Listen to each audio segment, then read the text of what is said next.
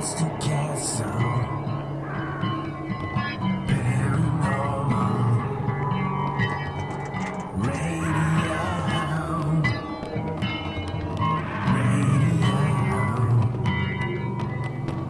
Monster Castle. Paranormal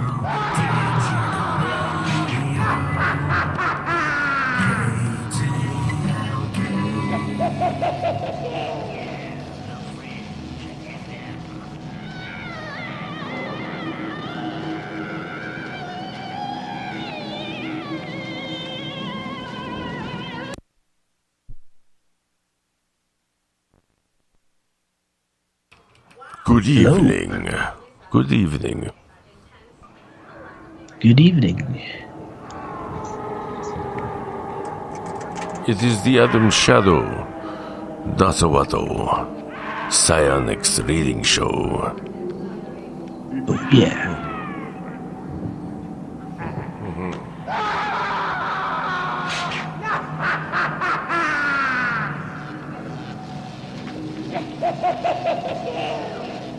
But I am looking for something.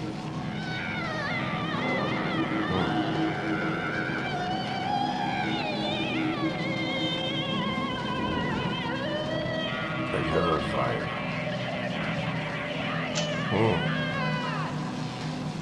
Alright, and anyways, I want to play this one song for you, Adam, before I have to go. This is the Wolfman. Actually, this is Monster Mike, the Count.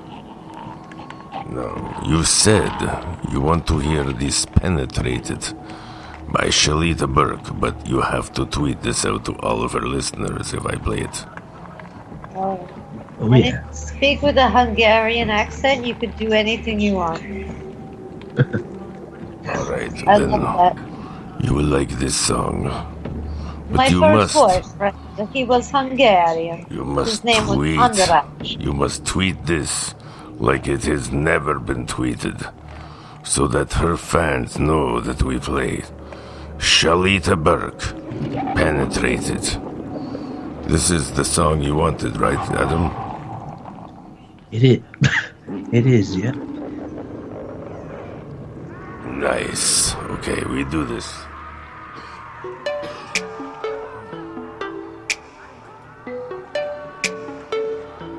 Is not a dying art.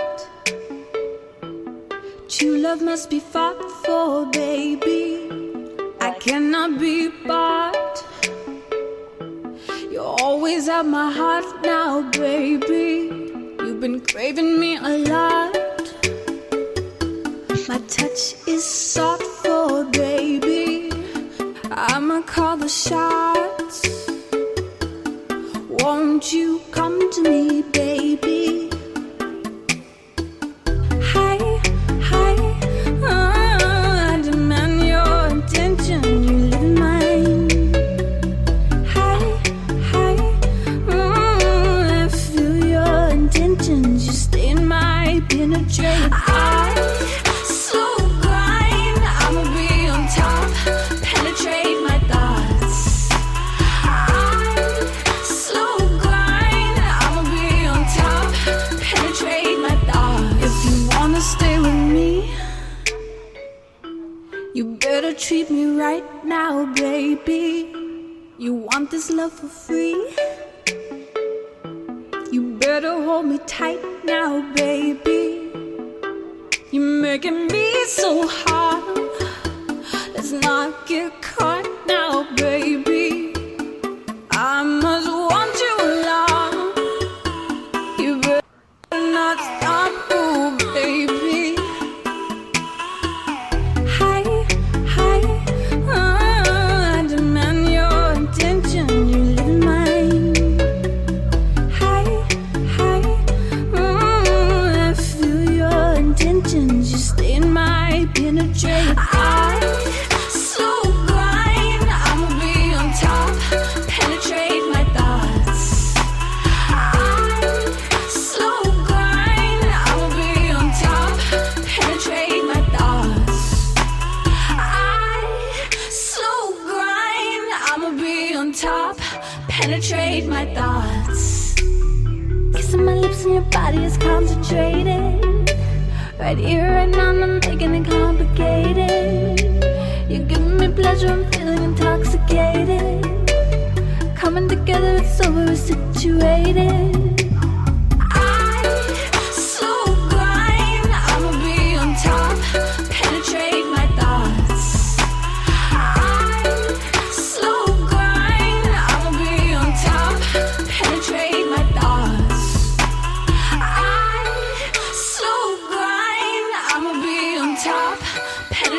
My thoughts. You go. All right. Welcome, everybody. This is the Adam Shadow Show. Oh, remember, that was Shalita Burke, Penetrate My Thoughts. That was yes. great. I love that. That was That's beautiful. a really good song, wasn't it? That was Yeah, beautiful. I love the way she sings. I gotta tweet that out to her fans that we just played that. Okay, Yeah. and I'll Play see it, you guys please, later. please. And it's your show, and Wolfman's out from here. I gotta get ready and go to work. So Yeah. it's your show, guys. All right. That it is. If you want, I can play one more song before I go. Sure, play one more. Okay, Yeah. and this one is from Darren. Actually, let's do the Flat Earth Head, and then okay, it's gonna play a few of them, and then you guys are on, okay? Okay. Because I Okay. won't be able to do this after I leave, so we'll just get rid of the music right now, okay? All right. Here we go. All right, Wolfman out, and I hope you enjoy this, and the show is gonna be amazing too. Just wait for all the talk coming up, folks.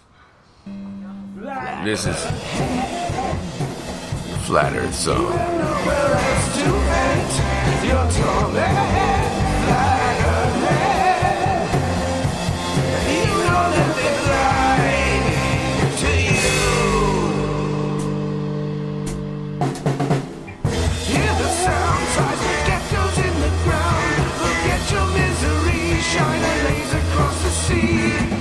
It's quite clear when you're in the atmosphere.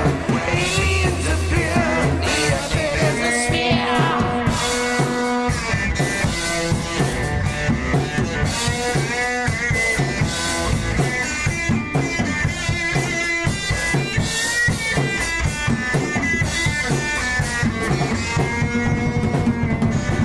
Tower Earth, and it's a strange place. Do we really know if anything is real? It's a nice ball and it's out in outer space. It's a nice place. It's a weird place.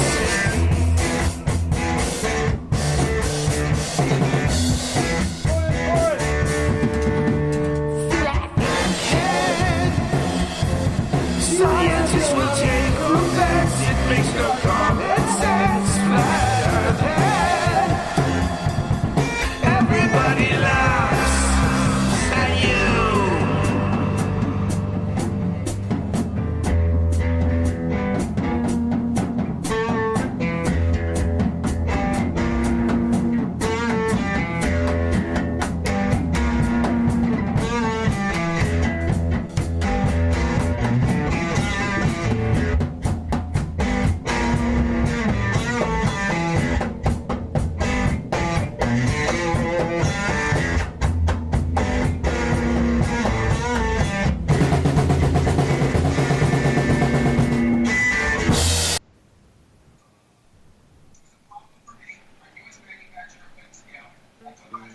Hello, Alright. on the everybody. West Coast. But don't go to sleep now. It's time for Monster Castle Paranormal Radio. Featuring Wolfman Mike, Jeff the Grey, Adam Shadow, and Darren, the man with 1,000 questions. Now join us as we explore the mysterious nature of our world. Igor, release the monsters from the dungeon. Yes, master. Crack some drinks and let go. unwind, open your mind, just know. Don't go to sleep. Don't go to sleep. Don't go to sleep. Don't go to sleep. Medium, ghost, fireball, lunar anomaly, chupacabras, UFOs. It's Monster Castle Paranormal Radio. It's Monster Castle Paranormal Radio. It's Monster Castle Paranormal Radio. It's Monster Castle Paranormal Radio.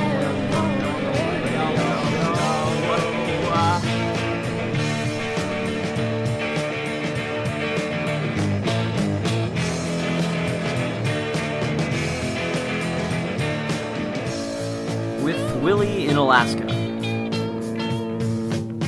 Our moral compass, Curtis Green. With Eric the Protector. And hugs from Apocalypse. Big Boss Joe Roop. And keeping it real with Stabby McHugs. Stabby McHugs. Yes, Stabby McHugs. crack some drinks and let go. Unwind, open your mind, just know. Don't go to sleep.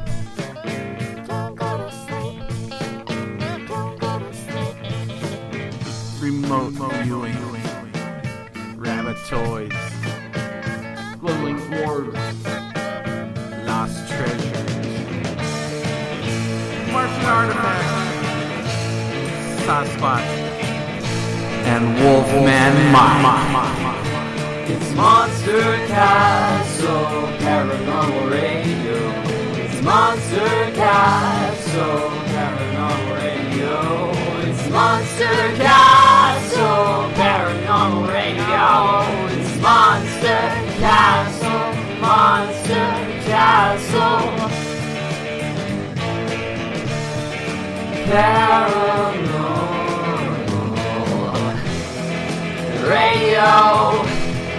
Radio Show.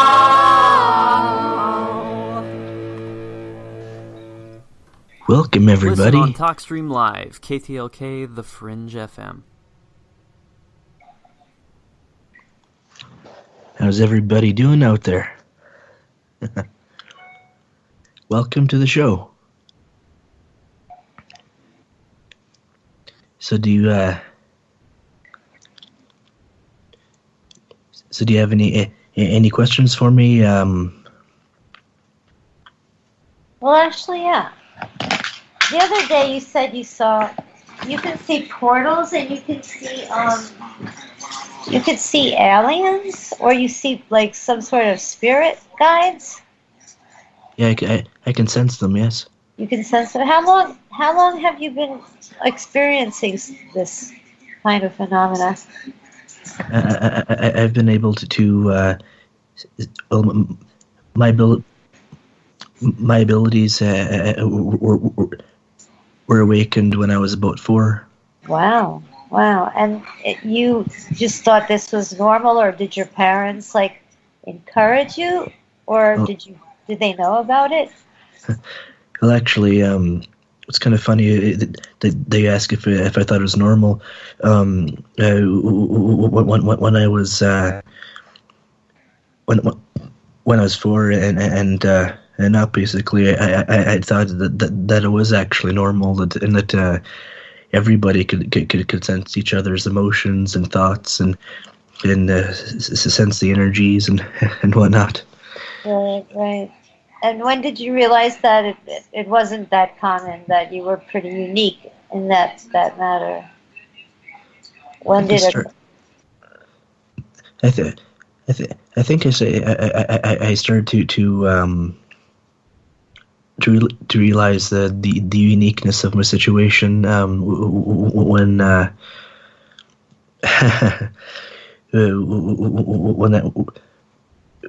I'd connect with when I would connect with another's mind and and send them thoughts, and then they're rather surprised to say the least. And Yeah. so that's kind of when I figured that maybe not everyone's like me. Wow, interesting. And you've never like had an interruption in your lifetime where you just stopped doing it, or you have always been actively, pursuing it, or it's been always in your life, basically. Yeah, for the first for the most part it's been a pretty regular thing for me. Though some abilities I don't use all the time, like telekinesis, for example, but from time to time I train myself up again, but it's not really an ability that I use that often. So to be practical. What can you move telekinetically? What have you moved? Well, when I was about 5 or 6, yeah, 5, I was able to actually I was able to telekinetically levitate, but both my chair as well as me on it. It's about 1.5 foot up in the air, and then I set her down. Wow. And then there was actually a lot of levitation when I was younger. It was just until I got more into schooling and the realization that such things are rather frightening to younger kids. God, I would say so. Yeah. I could imagine it wouldn't be that encouraged, or who knows, I mean, Yeah. today it might be something like you'd be in Vegas probably, doing magic tricks or something. Yeah. You'd be sent as a young magician or something. Yeah. But I don't know about, nothing was acceptable in certain ways. Yeah, it's I hate to say what I was doing when I was 4, but I thought everybody did it too. yeah. What were you doing? It's something else. But I didn't have any. Anyway, it doesn't matter. We did a lot of things at 4 that we thought everybody did that were normal, that maybe Yeah. were not appropriate. So Yeah. I was. I figured, I got the message. Yeah. That way, you're all innocent then. You just. Yeah, we are. Yeah. It's just Your world is so small. It's just so insulated, and Hey guys, just before I leave, I gotta say shout out to Yuck Nasty in the speaker chat room. Okay. Yeah. Oh, I should get in the speaker chat. He's I don't my- even have the show. Now, Daryl wants to have Paris wants to have a serious show here, but if you want to talk serious, I can add. He is capable of talking serious. I can add him with Darren if you want me to before I go.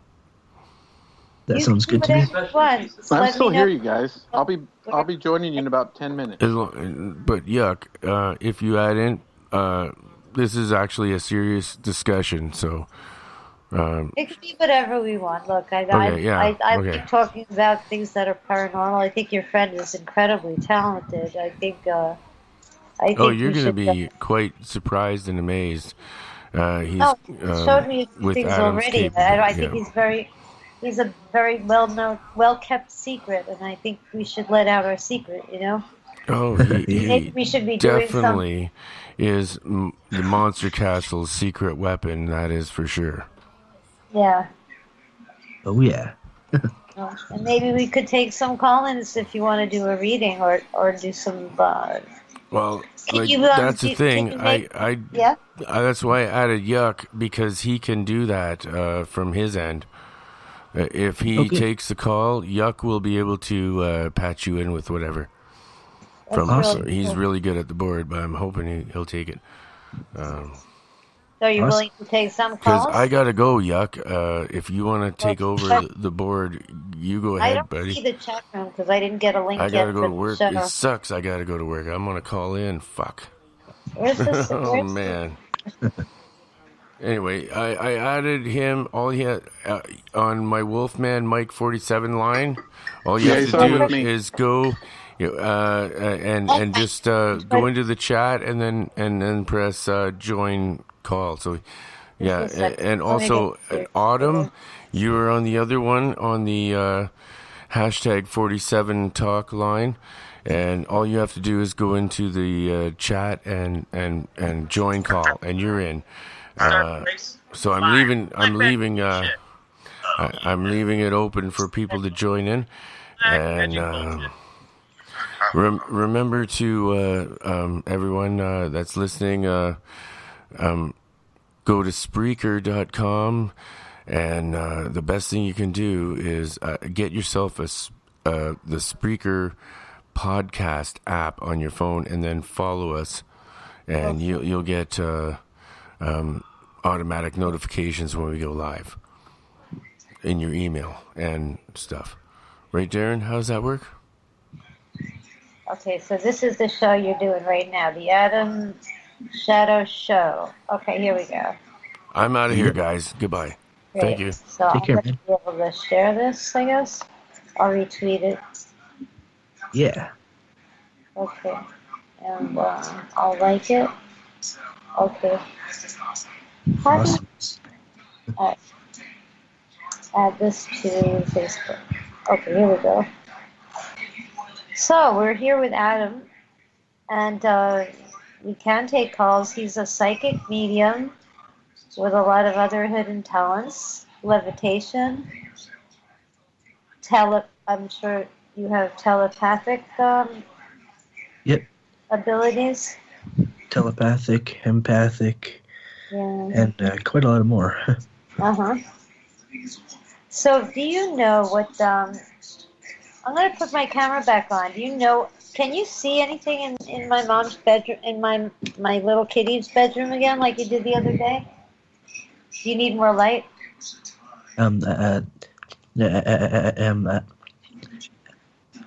I can't see On my camera? I can't see your camera. Yeah. Oh, I just put it on. Are you in the speaker chat? I mean, the Skype chat. That I am. Yeah. I have it on. Hmm. Let's see. Hi, Paris. Hi there. Who's that? It's Darren. Hi, Darren. Why doesn't everyone go on the webcam so we could all see each other? Because we're on two different lines. Who's Oh, got the okay, show no playing in the problem. background? But I don't know if Adam could see my my webcam. If you're on this, He are should you be in able, the? Adam should be able to see yours. Pardon me? I think you and Adam are Yeah. on the same Skype, so. Are we on the wrong Skype chat? Maybe we're not on the same. No, we're on two different ones. Two Oh, we computers, are on two two different ones. Hold on a connected second. computers. Oh. Who's okay. got the show playing in the background? I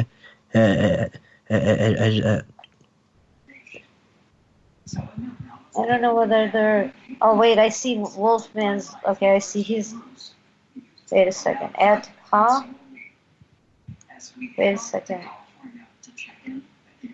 Well, he has a Wolfman. Mike has one that I'm on, like a voice message only with. Then there was a Oh, I video was just call. curious with who's him. playing the show in the background. I hear something in the background playing, like a TV Hold on or a second. I can't tell what it is.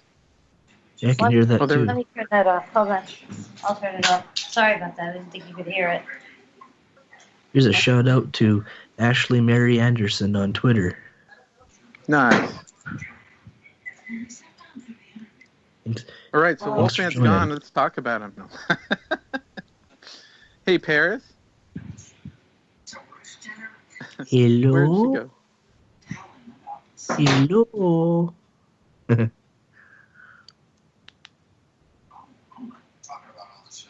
How's it going tonight, Adam? It's going pretty good. You? Good. Hey, Caitlyn Jenner is on tonight Is that- on 2020. Is that what you're watching? I was. What do you think about that? You know, he looks really good, but what is he, 80 already? No, not 80? that old. How old is he? I think he's near 70. She.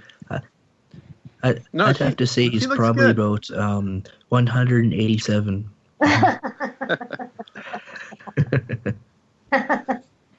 Give or take a few centuries. He looks gorgeous. I mean, you know, as a man or woman at that age, I think he looks great because he was such a great athlete, you know? Yeah. Pretty fit. He looks good. She looks good. He looks good. Whatever.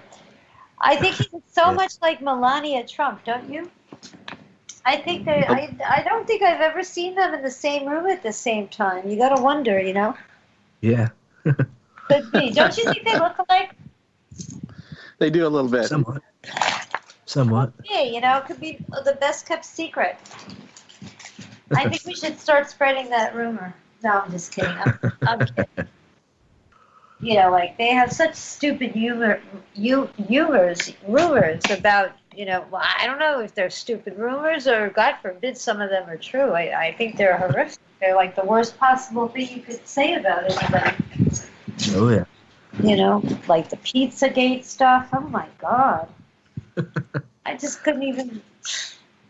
What woman would get involved in such? I don't know. It's just crazy.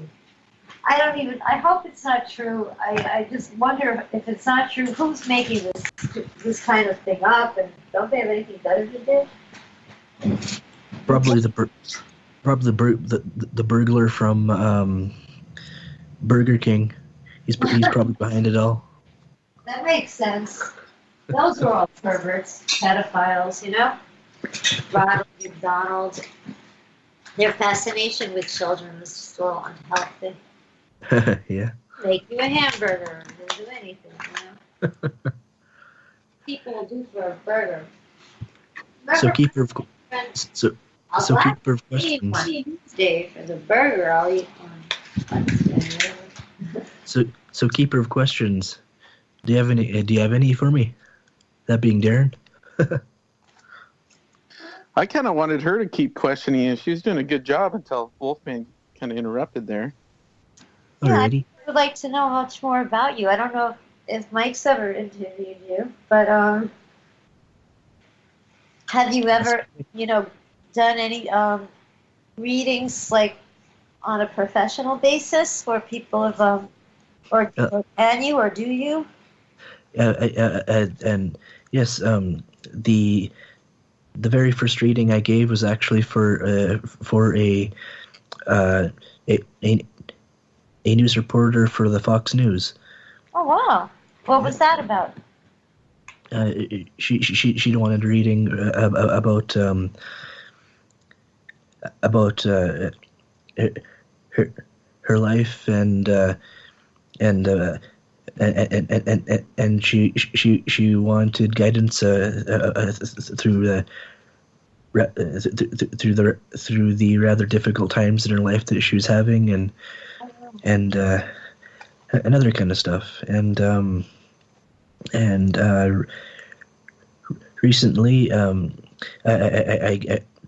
I gave a couple readings to my work colleague to his wife and sister, I believe it was, and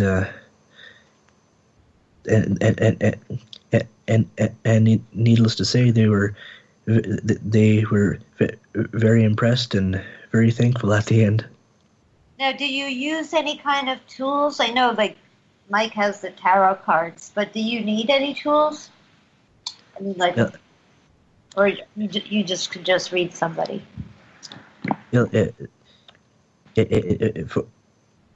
For me, I do have tarot cards, though I have only I'm still rather new with the tarot cards and their meanings, but I've had a surprising amount of accuracy, and it's kind of I kind of have kind of a humorous take on it. It's like what was it? Logic. What was it? I know. Somebody I listen to. He just uses his business cards. He takes out, or he could use blank cards. They don't have to have anything on them. Yeah. I'll just pull out a card. It'll be blank, or it'll say the same exact thing. My business card, my phone number. Yeah.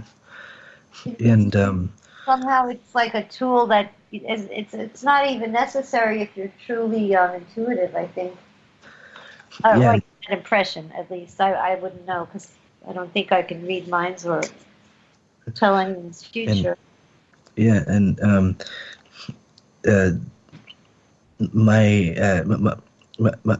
My kind of humorous saying I remember now is it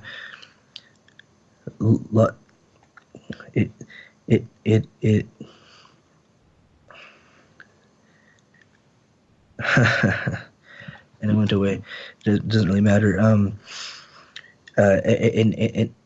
In addition to the use the use of tarot cards,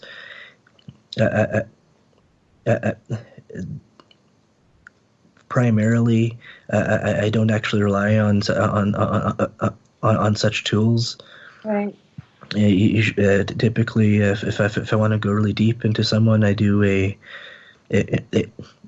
soul reading or a soul dive and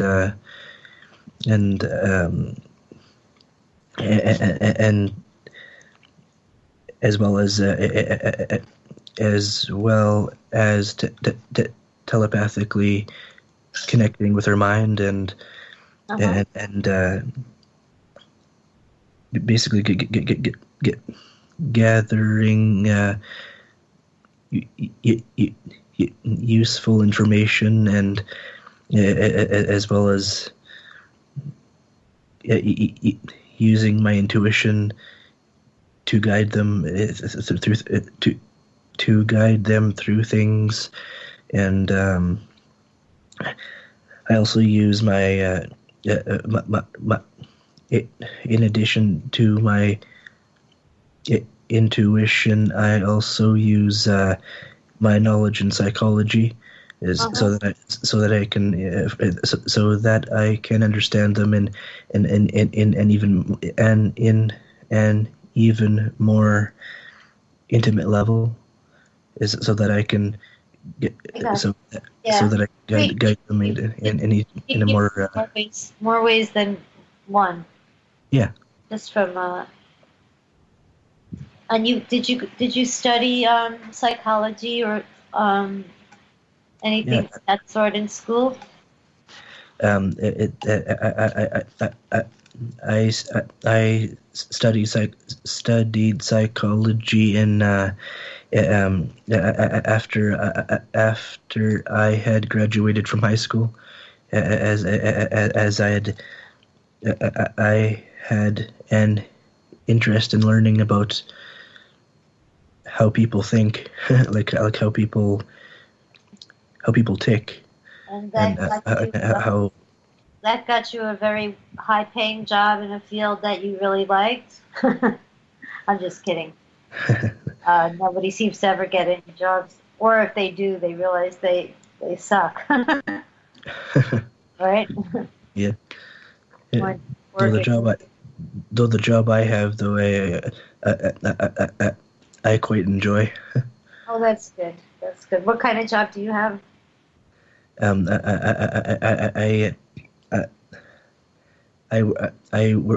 work in a print shop.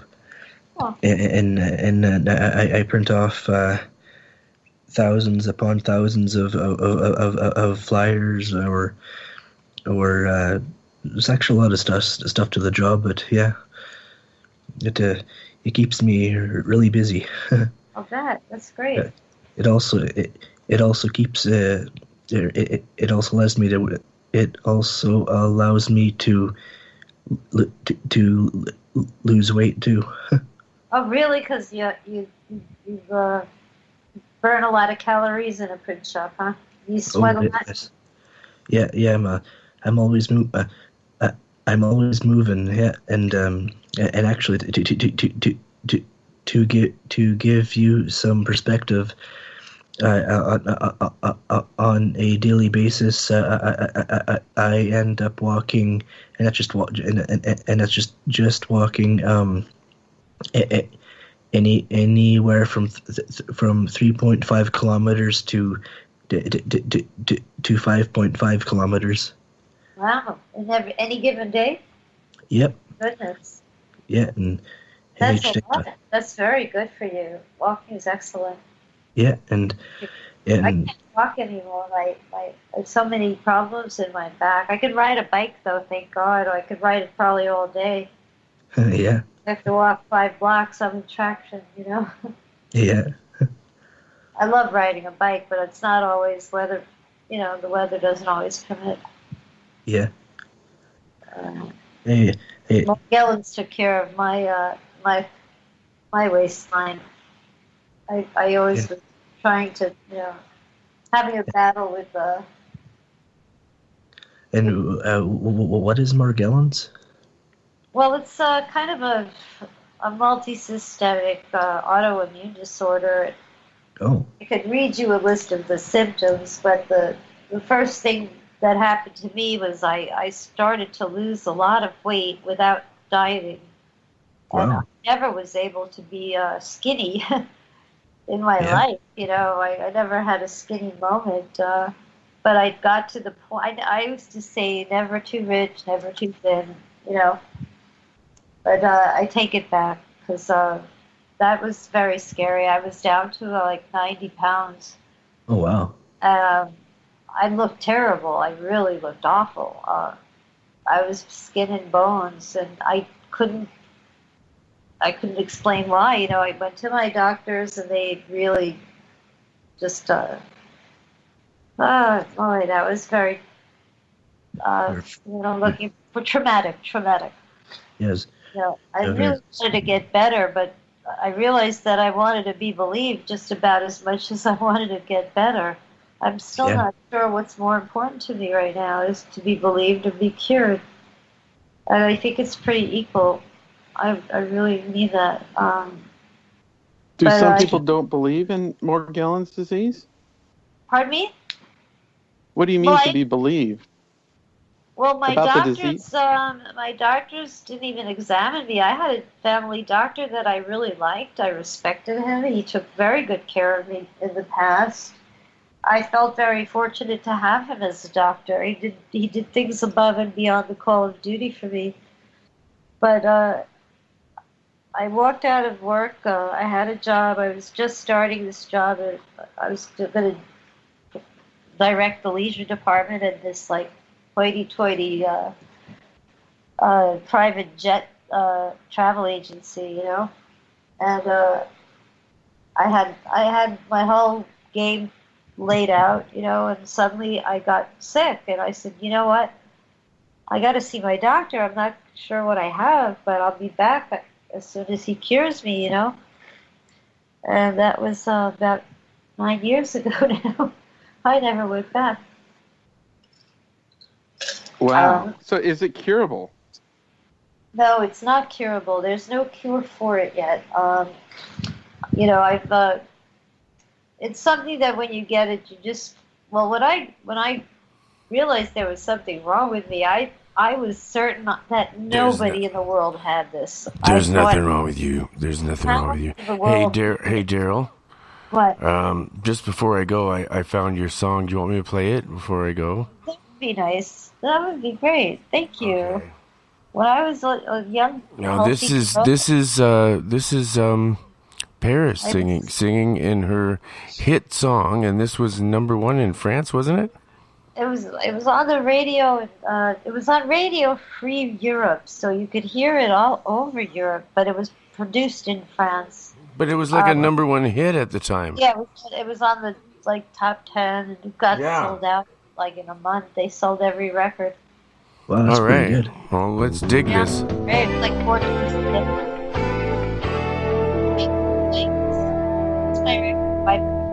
J'ai traversé l'Atlantique comme tu changes de trottoir. J'ai pris l'escalier mécanique qui va de Brooklyn au Grand Boulevard.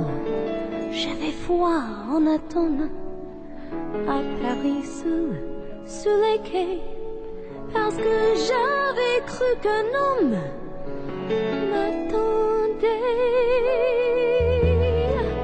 C'est pas si loin de l'Amérique, faut pas en faire une histoire.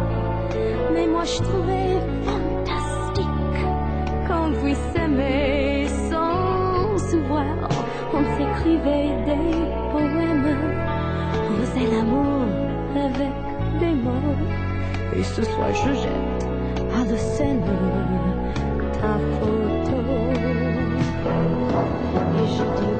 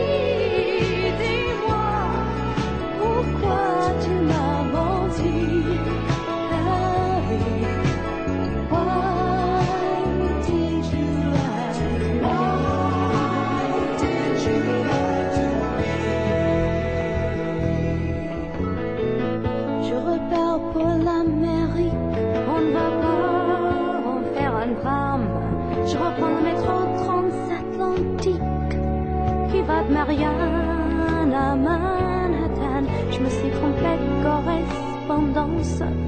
Tu m'as fait faire un grand détour. Ça fait rien, c'est joli la France, même sans amour. Et je te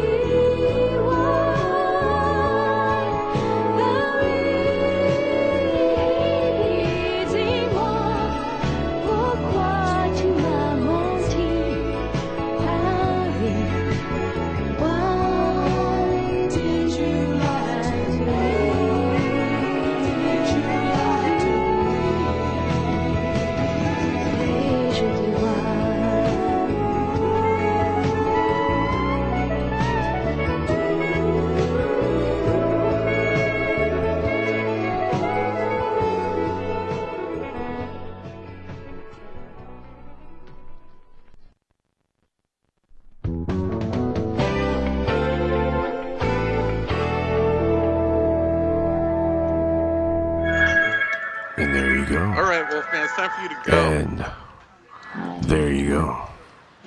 Stop interrupting our show. I just had to. Hey, she wanted to hear her song, and I'm so glad that I was able to play that before I go for work. And see you guys later. Thanks for doing this. Thanks everybody, and have a good night. I'll be listening. I might be able to call in too. Alrighty. Okay. She wanted to hear her song, and I'm so I'm glad translating that I was able it. to play I'm that translating. before I go for work, and see you Why are we listening to the show twice? Thanks, everybody. Please turn off your device. Who has Oh, their sorry. device on? Wait a second. I thought I did. Oh, just pause it and then you can get into the chat. Sorry. I'm hearing a kind of temporal Is this echo. Paris or Daryl? I I muted it. Did I mute it good? Okay. Is this There we Paris? go. No? I thought I muted it. J'avais pas entendu. No, that's good. It's fine. Okay. Darren's asking. Yes, it is Paris. And All right, I've got someone here that wants to say hi to her. I've got a French exchange student. Can she talk to you? Who? It's Someone Elena. wants to I have say a French hello? exchange student. She wants to talk to you. She knows that song. of course, bring her on. Yes. My God, yes. Yeah. Who knows that Bonjour. song? Bonjour. Bonjour, c'est qui? C'est Léna. Léna? Oui. Tu connais cette chanson? Je suis la correspondante française. Bah, c'est pas vrai. Tu connais la chanson? Bah oui. Bah, tu t'es pas né quand c'était sorti. Mais Non? oui, peut-être, mais c'est passé encore. Enfin, il y a des cassettes et il y a des DVD. C'est pas vrai. Oh là Bah là. si. Oh, ça m'étonne. Hein? Mes parents, ils C'est aimaient bien. incroyable, je trouve. Parce que tu sais, j'étais obligée à faire comment on dit, you know, I had to make it from vinyl.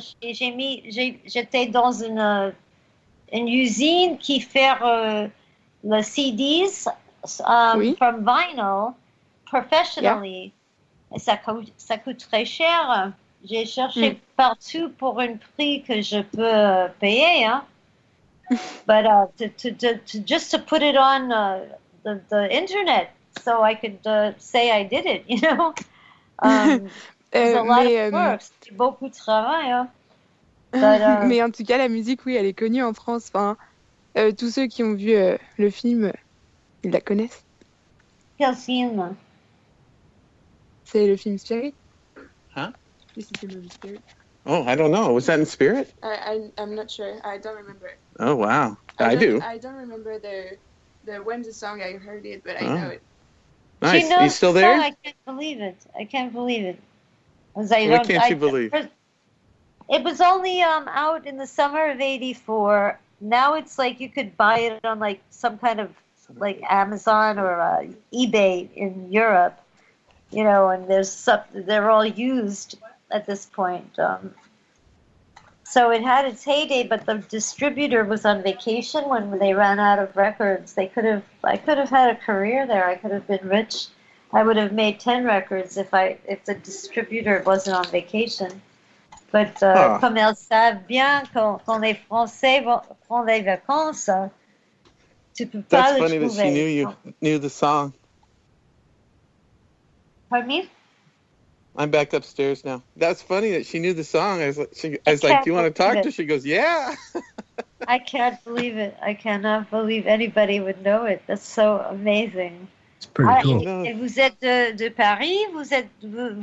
Where do you live? Where are you from? She lives in France. Oh, she's in France. She lives in France. I have a exchange student from France. Where in France are you living? De quelle partie? She was living. I could let you talk to her again if you want. Yeah, sure. Let her talk. I know, I but just don't had know a if it's good in dance radio club if in you guys are Angers. talking in French. In Angers, on. my family, I have some family that lived in Angers, and I had these two little cousins that thought I was a big star. And their friends wanted my autograph and come around when I would visit, you know, and treat me like I was some sort of famous person. I was nobody, but I was a celebrity in Angers for a very short In time. Angers? Let me let you talk to her. She'll tell you where she's from. Yeah. Where are you from? She wants to know where you're Vous êtes où? Vous connaissez la ville Annecy? Ah, bien sûr, j'étais en Annecy. C'est très joli. Il y a un lac et une montagne et Oui. le bon bouffe. Même mes parents étaient en Annecy. I've been to Annecy. En fait, on a joué en Hair en Annecy. Ah ouais? Je connais très bien, bien sûr.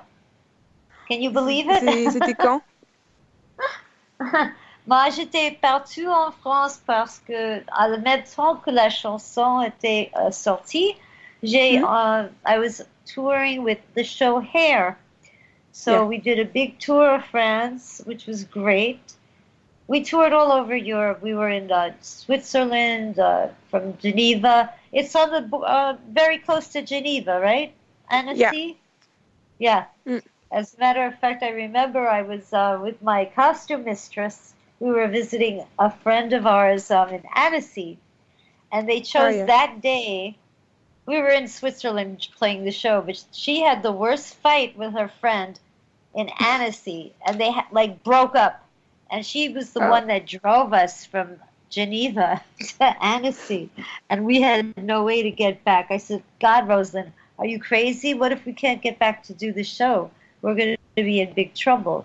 I think you better make up with her. She said, oh, je m'en fous, elle est folle. Like, this is the wrong time to fight with your girlfriend and take me off, with you, because we have to get back to Switzerland. We have no way to get there. Yeah. Oh, my God. And would you like to go there again?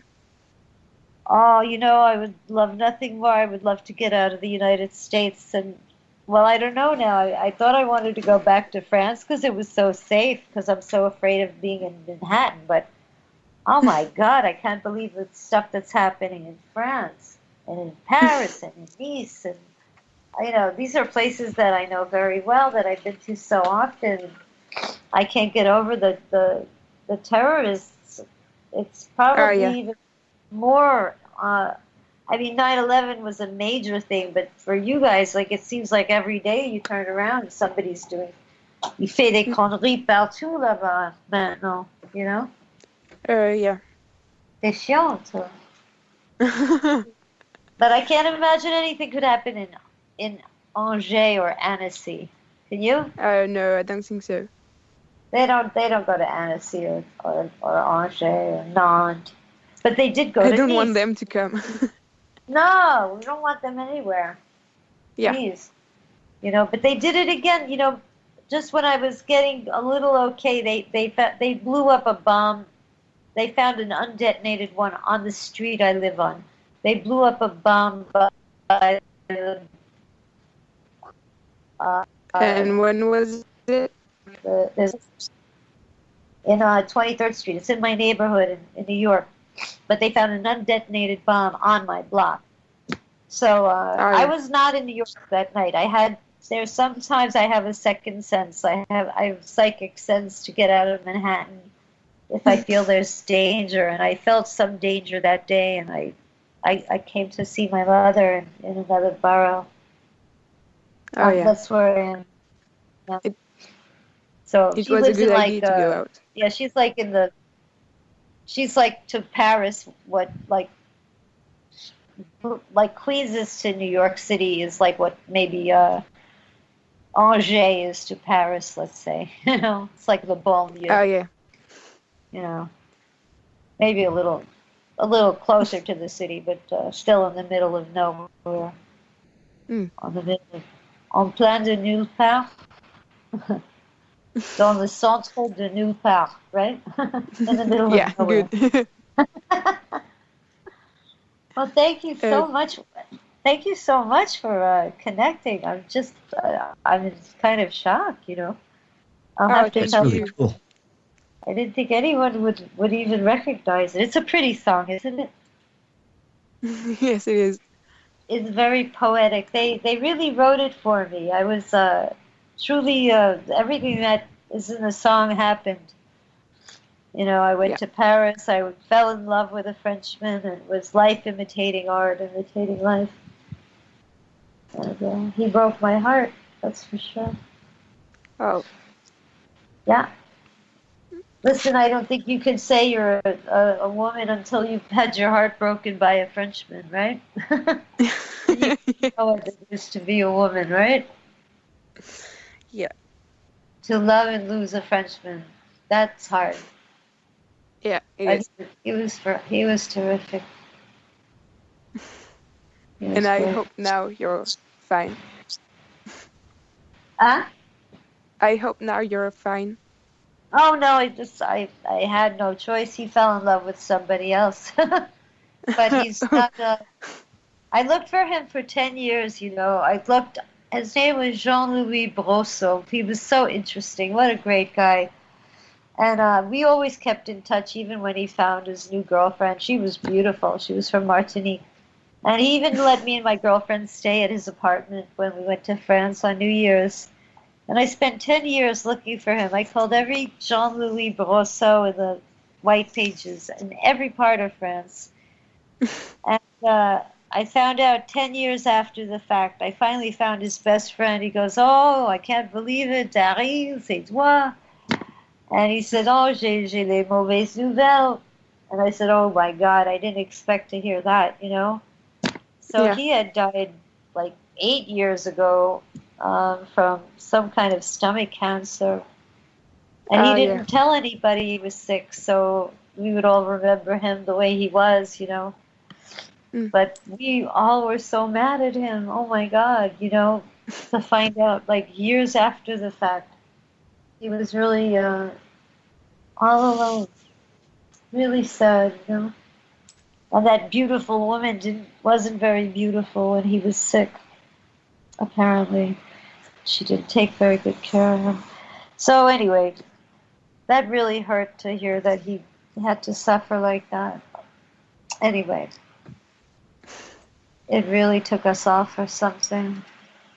But he was a great guy, I tell you. He showed me France. He taught me French, all the French I know is grâce à lui. Oh, Thanks to so he taught you very well. He done. Well, maybe he didn't teach me all the words that are, He taught me a lot of l'argot, I don't think I speak the Queen's French or whatever they say. They say the Queen's English. What did they say in France? Le say roi argot too. I don't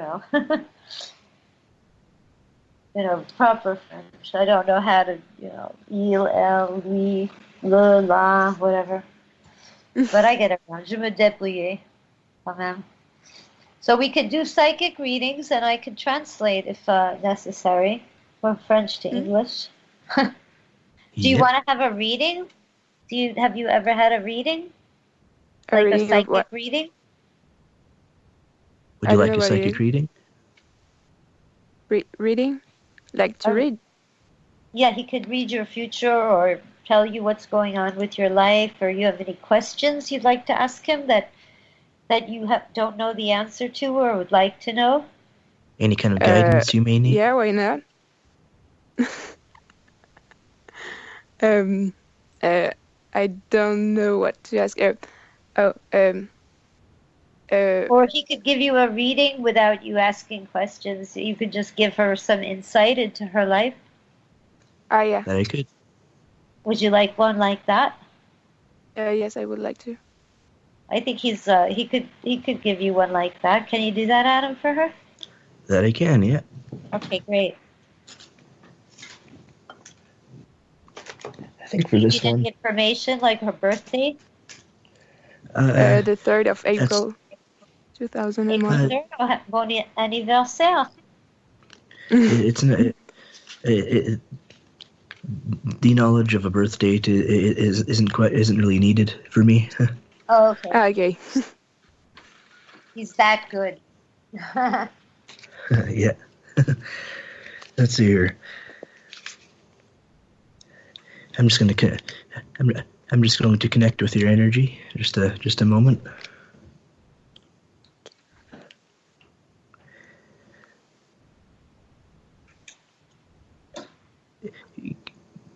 Could you say something in French? Like what? Oh, there you are. Like. Si tu veux dire quelque chose en français, tu as des envies, tu veux savoir si tu vas avoir un boulot ou un amour ou un bébé ou un copain. Chance. Et de la chance. Oui, tu veux. She wants to know if she's going to get lucky. Lucky in what matter? Are you going to win the lottery? Are you playing the lottery? No, I don't. Oh, well, you got to be in it to win it, so. Okay, I've found your psi signature, your energy. Let's see here. I think I'll do a soul dive for you. So glad. A soul guide. Soul dive. Soul dive? Yeah. He's going to dive into your soul. Wow. Pretty heavy, Why? eh? Very. Il va toucher ton essence. Huh. I can see in a past life you were a sailor. A sailor that loved dogs. Est-ce que tu aimes les chiens? Oui. She likes dogs now. Et de l'eau? Et de what? Le bateau sur l'eau? Not too much. Not too much? Was she a good sailor? Maybe she had seasickness. No, she was actually a very competent sailor. A navigator? She was. So she was. I can see her that. I can see her that. Well, in this life, she was actually male. In a past life, you mean? She was Yes, a and man. it, She was a sailor that was a man. Was she French? she was. She was European. She was Irish. Huh. Est-ce que tu as des familles sur Irlande? Non. Tu es sûr? Tu as Certain. les cheveux rouges? Non. Non? This is information about her past life, and not specifically this one. Ok, so ça n'a rien à faire avec ton vie maintenant. Je n'ai rien à faire avec quoi? La vie maintenant, c'est une vie que tu as eue hier. Une autre Ah, vie, oui. a past life. It has nothing to do with your life today. You weren't even the same sex or the same nationality. You were an Irish sailor. You remember? No. No? When it comes down to the transference of memories from one life to another, the process of the body dying and the energy being the energy and the consciousness being transferred into the etheric realm, it has the unfortunate side effect of 90 to 99% of the memories being lost. Though curiously enough, through meditations and other means, you can actually regain most of the memories. I don't have any memories of my last.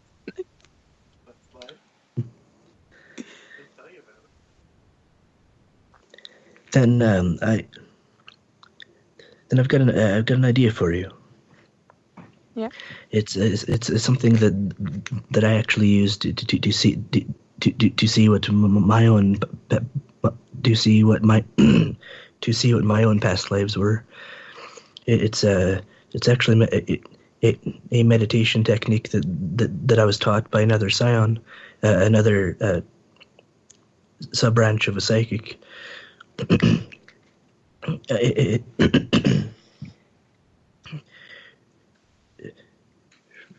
Forgive my voice.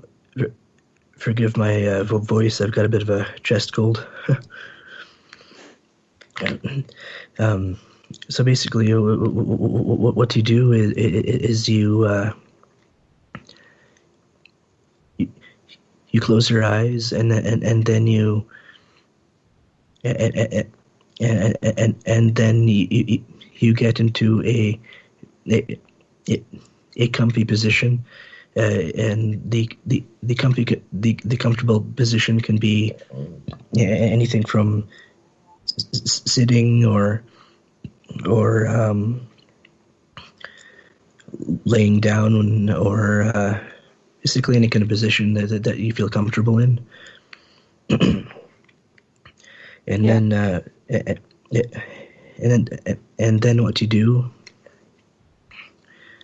is you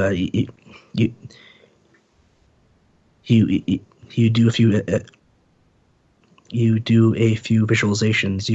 You put pictures in your mind. You imagine, and in this process actually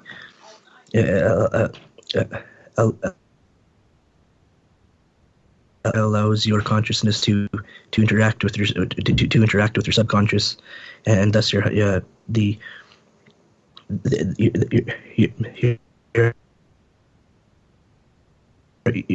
self, and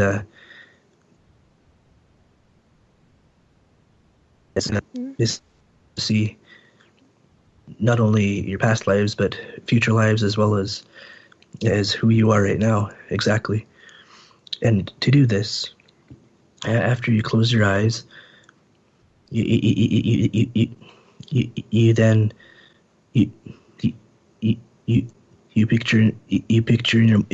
picture in your mind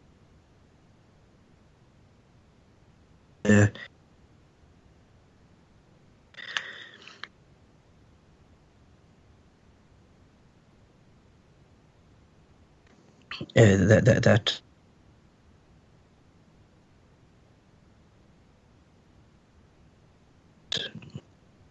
comes down to visualizations. In order to get the most powerful type of visualizations, you have to you need to incorporate not only a visual kind of aspect to the visualization, but as well as sound and feeling and basically incorporate your five senses into the visualization if you can. Though taste would be an interesting thing to incorporate, but anyway, and so what you do is you visualize yourself overlooking a green and vivid terrace with the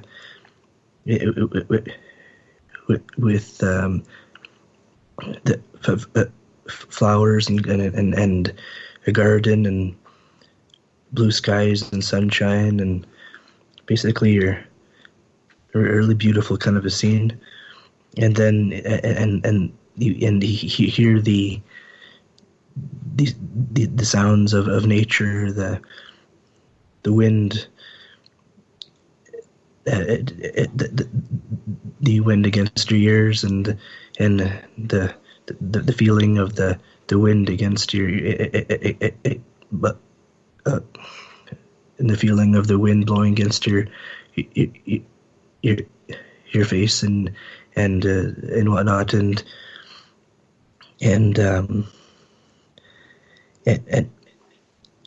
then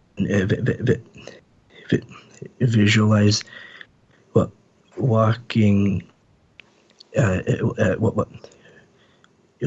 one step ahead, and for each step that you walk towards a staircase.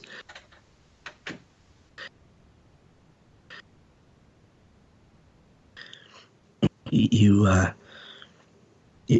inhale and exhale, and you say to yourself 1, and then as you walk as you walk another step, you breathe in and out, and then say 2, and then as you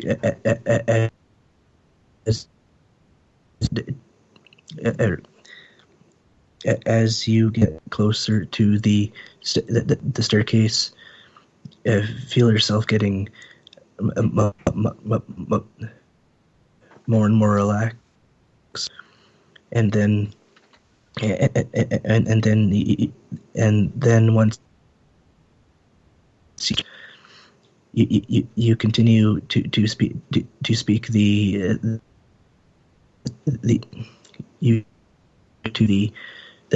numbers, and then and each time you step forward, you breathe in and out, and each step that you go down, you say to yourself that you are getting more and more relaxed, and you're feeling and that you're feeling more and more better, feeling really good about yourself, and then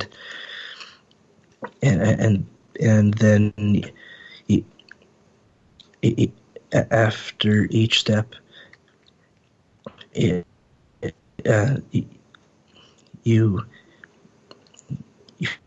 feel yourself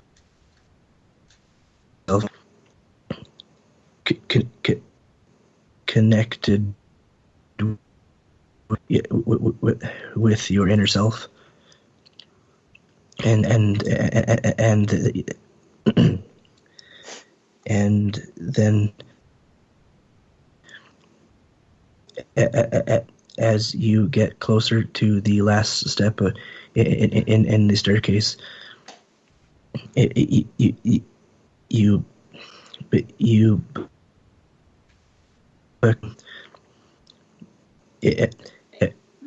ever more relaxed, and then you visualize a door, a freestanding door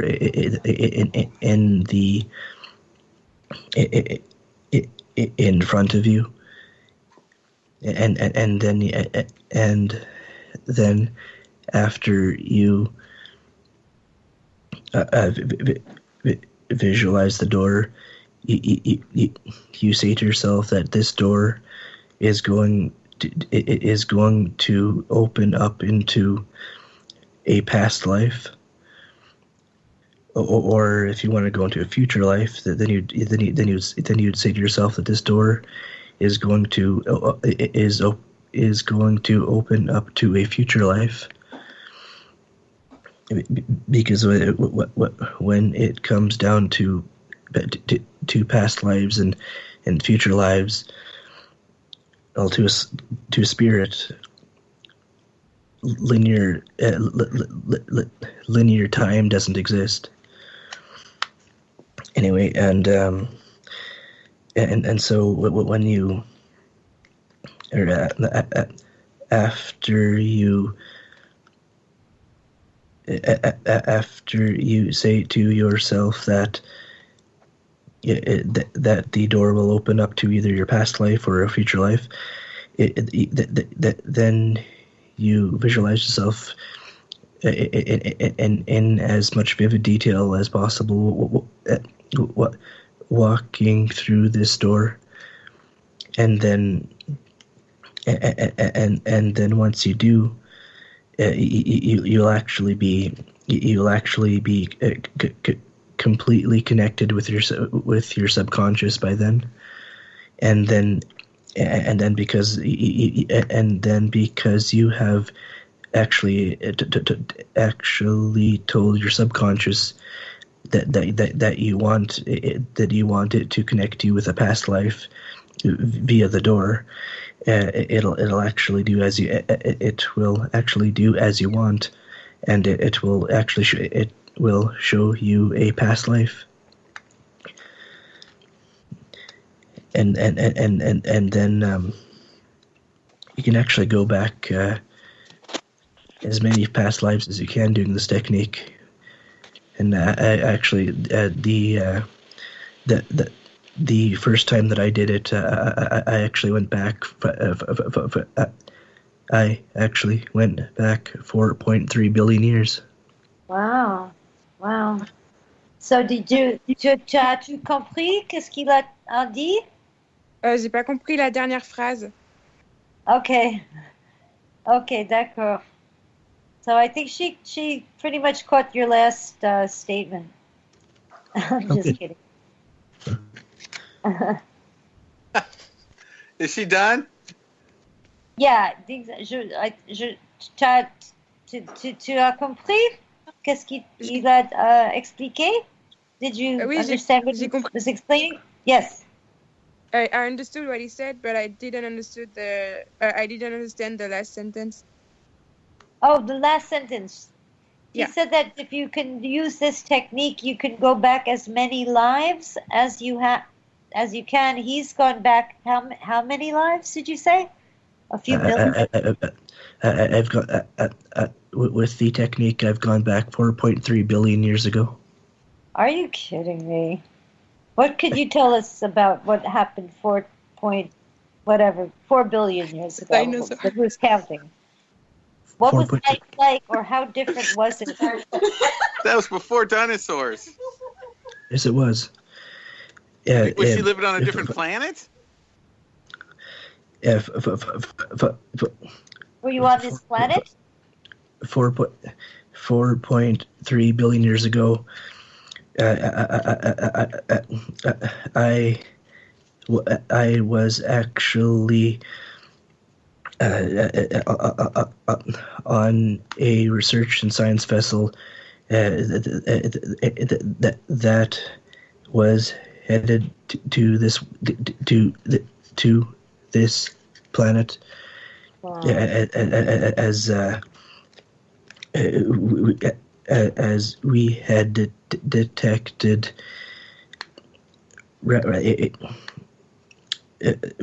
we had detected the probability of life to be able to form and exist at an advanced rate. Let me ask you something. Why were you looking for a place to relocate? Was there something wrong where you were coming from? There was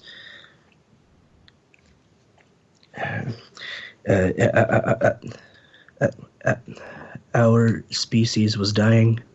Oh. And so we needed a way to be able to. Well, what we really needed was sons and daughters, if you will, and because we were such a scientific race, we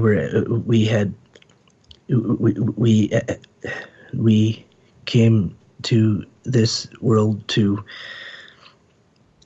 basically to use our own DNA, our own genes, our genetics, and use a genetic bonding serum, and that was able to bond with oxygen. Uh-huh. And a lot of different other gases, and in doing that, well, we basically gave our lives, because the way it worked was that for our genetics to be enough to be able to see the advancement of the life that was already there. Uh-huh. We ended up having to essentially disintegrate our bodies into its base genetic forms, DNA and whatnot, and that would go into the genetic bonding serum, and then that serum would then be dispersed into the atmosphere, in which the serum would bond with the oxygen and the other gases, and then those gases would be consumed by the life forms already present on the planet, and then over the many generations, the genetic modifications would take place, and due to our own genetics, as well as the way that life is,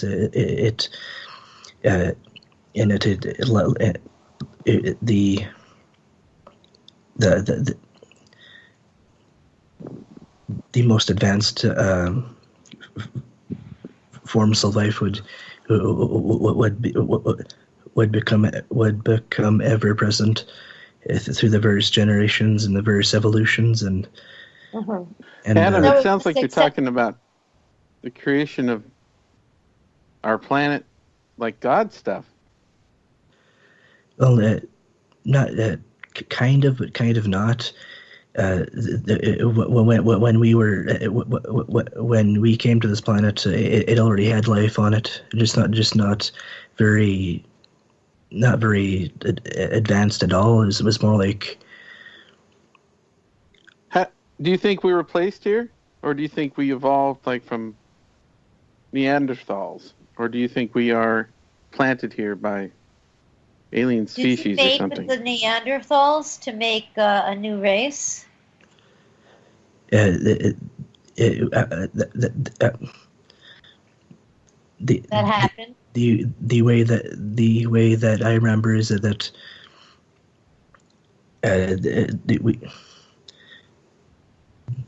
we had we modified the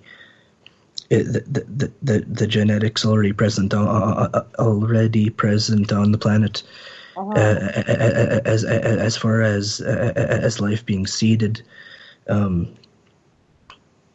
We never actually did know if life had already started originally on this planet or from another. Oh, I see. Oh, okay. But whatever was here, did you mate with what the local race that was here at the time? Were they Neanderthals? Were there humans by then? Were there giants? No. Do you know if you were a giant with a big head, an elongated skull? The types of life forms that were there were. They were primitive. Yeah, they were excessively primitive. Yes. Oh, okay. There weren't any there weren't any humans, and nor were there any of the other human variants such as Neanderthals, because life hadn't quite progressed enough for that at that point. Oh, wow. to say the least. Right. So it was very primitive. Were there? Do you remember if there were dinosaurs? There were. There were certainly creatures. They were very odd. Really? Were there any intelligent beings here that you were aware of? Not that you were aware of, no. No, there were only the only minds that we could sense on the planet were incredibly primitive and didn't have a real sense of self. They weren't sentient yet. Oh, wow. So they were just like one-celled animals or plants or... Yes, primordial ooze. Were there no mammals yet? No mammals yet. No. There were what would be considered to be reptilian type of creatures. There weren't dinosaurs per se. Mm-hmm. They were, well, if you think of the earliest type of dinosaur, think of they think of like a kind of like an offshoot of that, I guess. Anyway, they were cold-blooded, though. Oh yes, yeah. And what was your diet from where you came from? What was your eating habits? Do you remember that? Yeah. Our physiology was completely different from human physiology. Really? We didn't require actual physical food. Really? We gathered our energies from other sources. We transferred energy from things such as the sun itself, the stars, and wow. and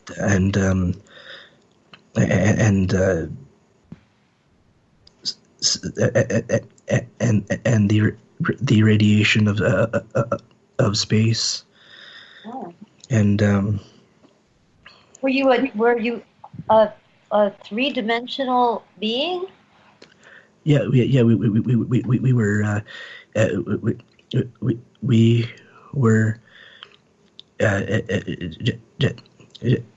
we were just as humankind is, and that we were three-dimensional. Like Adam. Really? Adam, how you feeling, buddy? Yeah. Take a deep breath. I'm going through. I'm going through memory lane excitedly. That's amazing. It's really incredible what you're telling us. I know it is. I hope you don't mind. Is it tiring you? No. It's actually to join your question with what I was saying, and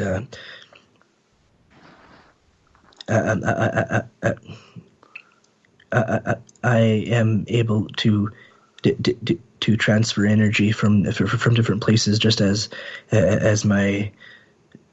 one of my oldest selves could, and actually due to the modifications of the genes, everyone on this planet actually has this ability. That's why everybody is able to build. That is why everyone is able to learn psychic abilities, because it's literally in our genes. Wow. And so. And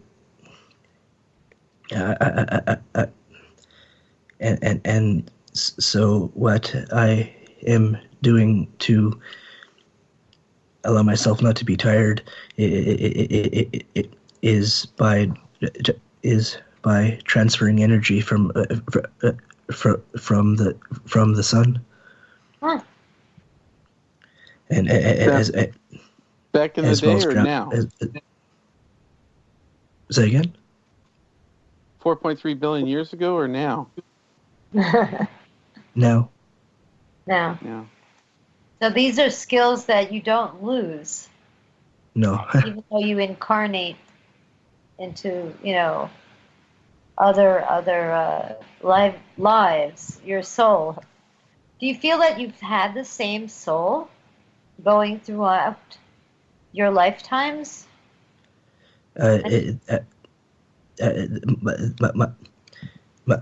my soul has been through a lot of different bodies and from the past. So to answer your question, yeah, it is the same soul that I have the same soul as you've always Adam, had. Is your entire Yes. soul here on Earth, or is only part of you here and part of you somewhere else? Because I've heard people say that before. What do you think? Well,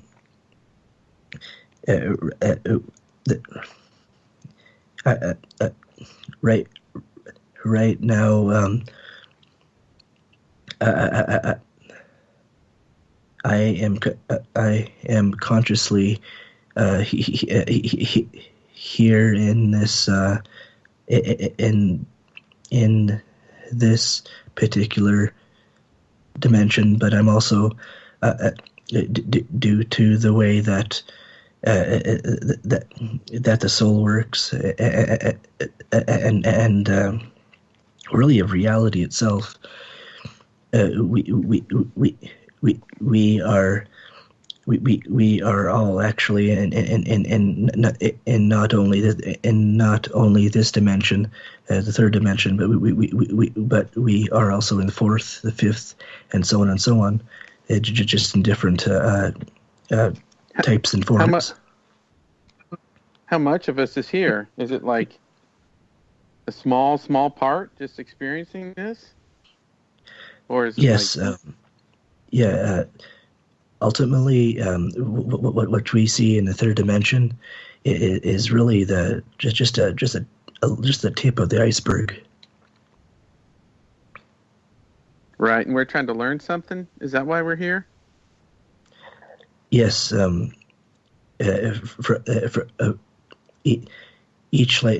Each life that we have, we gain experience, we gain knowledge, but we also gain we gain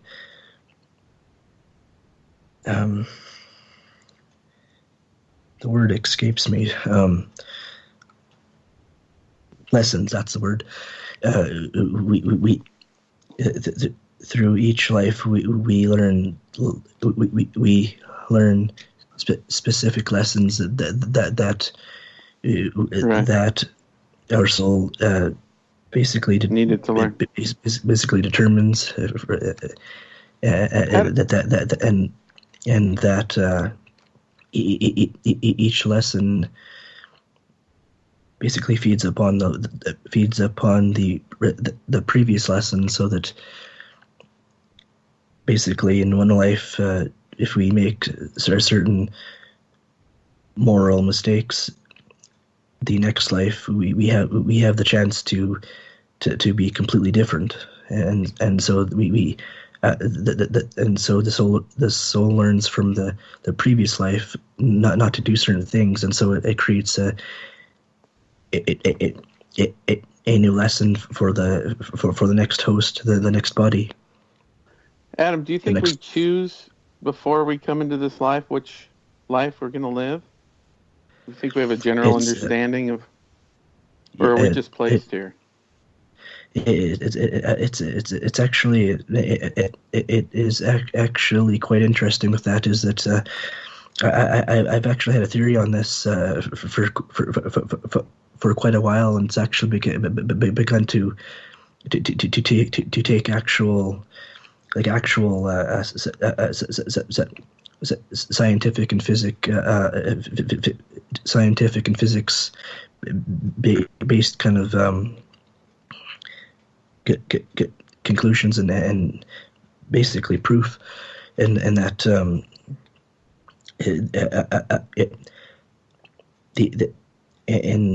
the soul needs the soul needs a particular type of genetic genetic makeup in order for it to be compatible. And so this is why, for example, for me, in my genetic code, I have a certain percentage of Italian blood in me, specifically from Rome, and I actually have 2 past lives from Rome, and so as you can see, the soul requires a specific specific types of genetic markers, and if genetic markers for it to be compatible with the body, and so naturally the soul the soul finds suitable hosts, suitable genetics. So it's kind of both. Yes, pretty much. Huh. All right. Did you want to take a break and have me interview Paris a little bit, or should we keep grilling you? Yeah, I've got my Subway to eat. Okay. I want to ask Paris about more. Is it more? How do you say it, Paris? What you got 9 years ago? Morgellons? Is she there? Paris? Did we lose her? Hello? Don't know. I'm sorry. I just went to get a drink. Oh, okay. What did I miss? I was going to ask you about is it Morgellons disease? Yes, uh-huh. I was going to ask you some questions about it because I don't know what it is. Because I didn't listen to any other shows where you've talked about it. Yeah, I could send you, I would like to send you to my page on Facebook. It's called Morgellons Support. And it's really like my bookmark for, just support for anybody who's suffering from it or anybody who needs to know any information. I post everything I can find. I get alerts anytime there's any news. I get a Google alert sent to me in my email, and I, share it with my community. How long is as best I can? How long has it been around? Well, some people think it's been around since like the 16th century in France, actually. I think that's where the first case was identified. And I'm not sure why the name Morgellons was used. I think it might have been a region in France. I'm not quite sure. Don't quote me on this. It's something that I should know that I forgot, which is another symptom of Morgellons. It definitely has a way of diminishing your memory and removing it practically. You really have an incredible... super painful or something? It's very debilitating. It's something that as soon as you know you're infected with it, it totally consumes you. You get an instant obsessive compulsive disorder because you have to be constantly taking care of it and taking care of your environment in order not to really to survive. You have to constantly keep on top of it, on top of your environment, cleaning there's smart dust. I don't know if you've ever heard the term smart dust. What is it? Well, they say it's some sort of a chemical weapon, or it's some sort of intelligent dust that is, I don't know a lot about smart dust. I could tell you that I have this smart dust in my environment. That's for sure. It seems to just accumulate and grow. I don't know if it's I don't know what it is. I'm going to be honest with you. There's a lot of things I don't know anything about. I really don't understand it. I don't know how it's created or made, but I could tell you it exists. And if it has some sort of program in it, to assemble in areas to make life possible for Morgellons to perpetuate, I don't know. It's sort of it travels in a sort of a dust and a biofilm, very similar to Lyme disease. There's a lot of correlations. If you know anything about Lyme disease, which is a very underdiagnosed condition, unfortunately, that is probably infecting a huge amount of our population. So you lost a whole bunch of weight. Were you able to gain some of it back then? Oh yeah, I made I had a wonderful time, even though it was against the protocols that were recommended to get better from Morgellons. I was at such a critical point where I really was, I can be honest, I was dying. I really didn't think I was going to live very long, and I just said, fuck it, I'm not going to eat the best food, I'm going to have ice cream, and I'm going to enjoy getting fat again, because I just knew if I got any skinnier, I would just die, So I had to make an effort to just really overeat bad stuff, This stuff I like, though. I love French cheese and I love ice cream, so I said, oh, what the heck, I still stopped taking things like Diet Coke and chemicals, anything that was avoiding GMOs as best I could. There were some, weaknesses I had also for yodels and ring dings, but they helped put the weight on for sure. So I was eating, that kind of processed, Twinkie stuff. Not good for you. And trust me, when you eat sugar, the condition just is hell. Like sugar, it's a sort of has a parasitic fungal aspect to it. So that if you have sugar, it's definitely going to be well nourished, and going to thrive.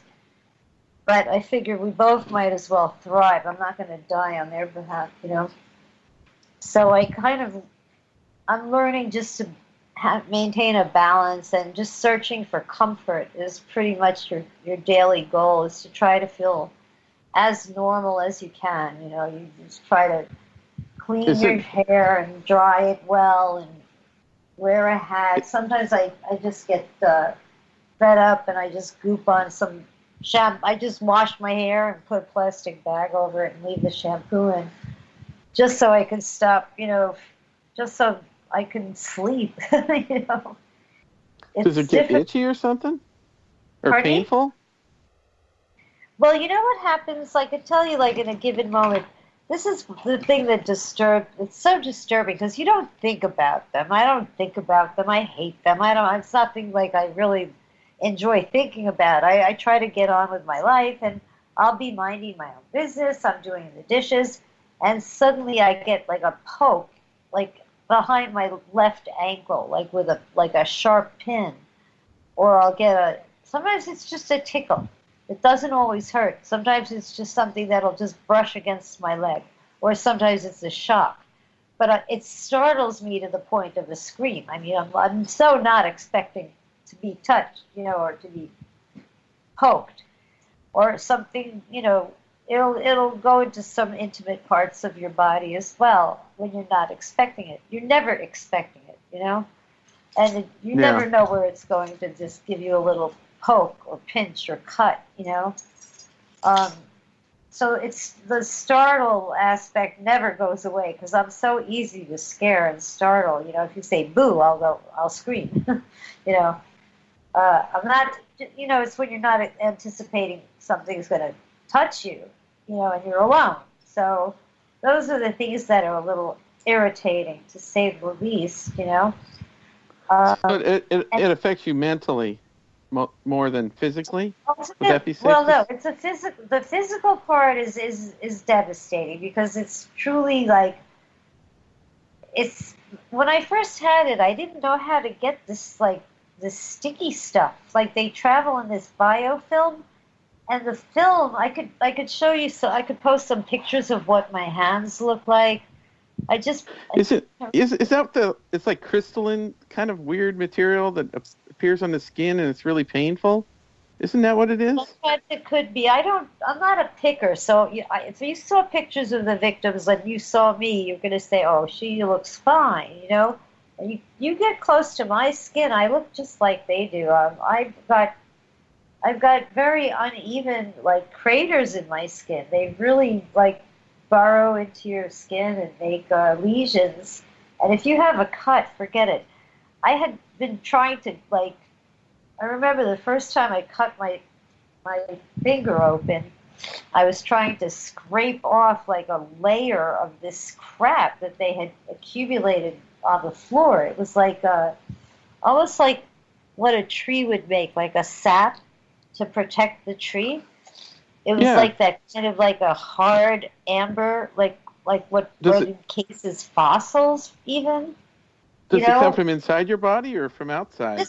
It was in my environment. It was like on my floor. So I'm scraping it with a painter scraper, and it slipped, and I cut open my finger. And it didn't even like necessarily bleed, but it was it was just the weirdest cut. It was like that for a good 3 months. I still didn't know I was infected. But I used to look at my hand and I would see these like brown worms weave in and around my fingers and into that cut. And I would just shake it off thinking, oh, that I couldn't have seen that. That doesn't make sense. You know, I would ignore it because it didn't, you know, it wasn't like part of my reality. It didn't, you know, it's easy to ignore things that just don't, that aren't normal, right? You know? But after a while, you're like, wait a minute. I am seeing something, you know, and I've seen things in, you know, like I flushed them down the toilet. I've had like maybe like almost a foot-long worm. 2 of them were in the, I don't want to get into details. It's disgusting, but it's gross, you know. That's like I was putting iodine in my ear, and this like huge, like it was like a long gummy worm. It was so big. I screamed so loud, I just like took a paper, I had a piece of toilet paper, and I wiped it off my ear and shoved it, you know, just threw it in the toilet and flushed it as fast as I could. Scared the crap out of me. It's just the scariest thing, because women, let me tell you, I don't like to see anything crawl anywhere, unless it's on, like in their natural environment, on Channel 13, on National Geographic. You know, that's where I like to watch them, you know? You don't want to have anything on your body or in your house, period, you know? It almost sounds like it could be something that's inside your body growing. Oh, they're definitely in your gut. They're inside of your gut. There was like this lady, I shared the video of Mr. Harold Vellicats. He studied the mad cow disease when that was out in London. He's a German scientist. He's very, very bright. And I don't know why he was approached to investigate Morgellons. He had never heard of it. He had no opinion whatsoever. He just took the regular scientific approach. He put it in the Petri dish, you know, just did the usual scientific experiments. He had a background in geology as well, and a very good scientific analytical mind. And he's done more for the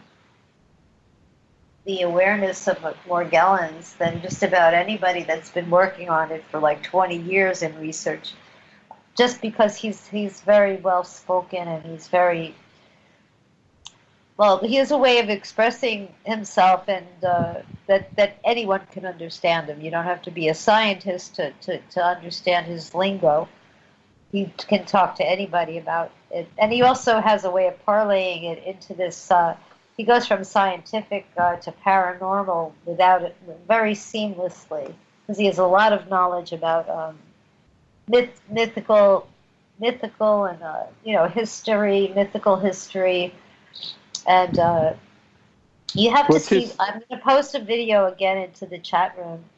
I really need to have them handy because he has a very good picture of a Morgellon on a tomato, and you could see.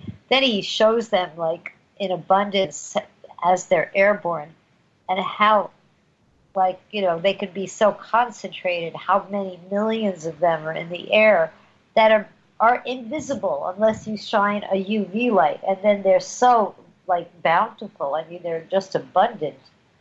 Let me get that video for you so you could just see, because he's better at explaining it than I am, even though I've been living with it.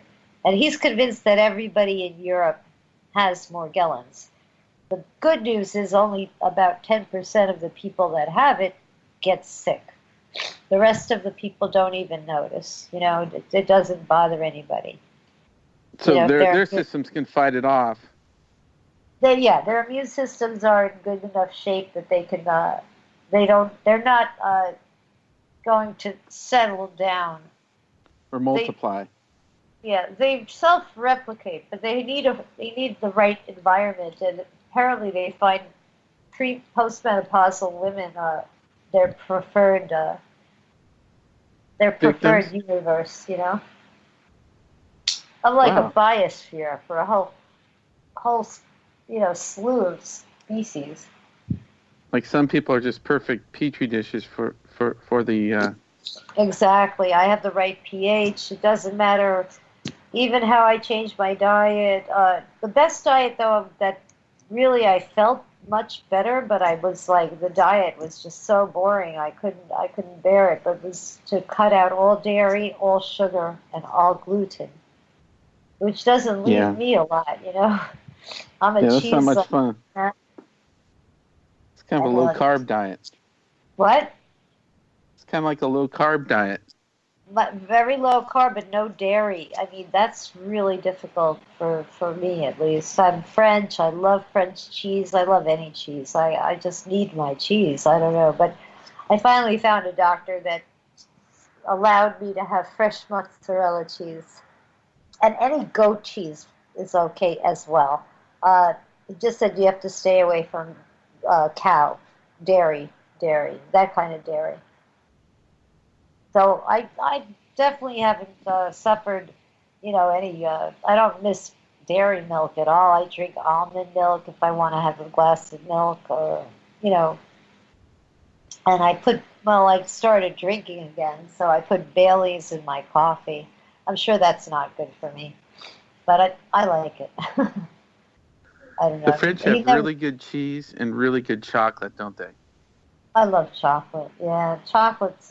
Certain things for me are difficult. I have a sweet tooth, and I could give up the gluten, no problem. I could give up. What was the other one? Dairy. Oh, the sugar. Sugar.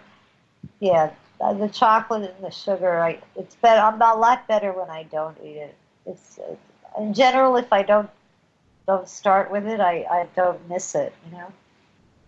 Yeah, you kind of get into a groove. I always have something chocolate in the freezer just in case I get a Jones, but I could avoid it. Can you tell us anything else about your life? Are you a psychic? I don't know anything about you, Paris, except for you were on one of our shows, and it was kind of we had 8 people on.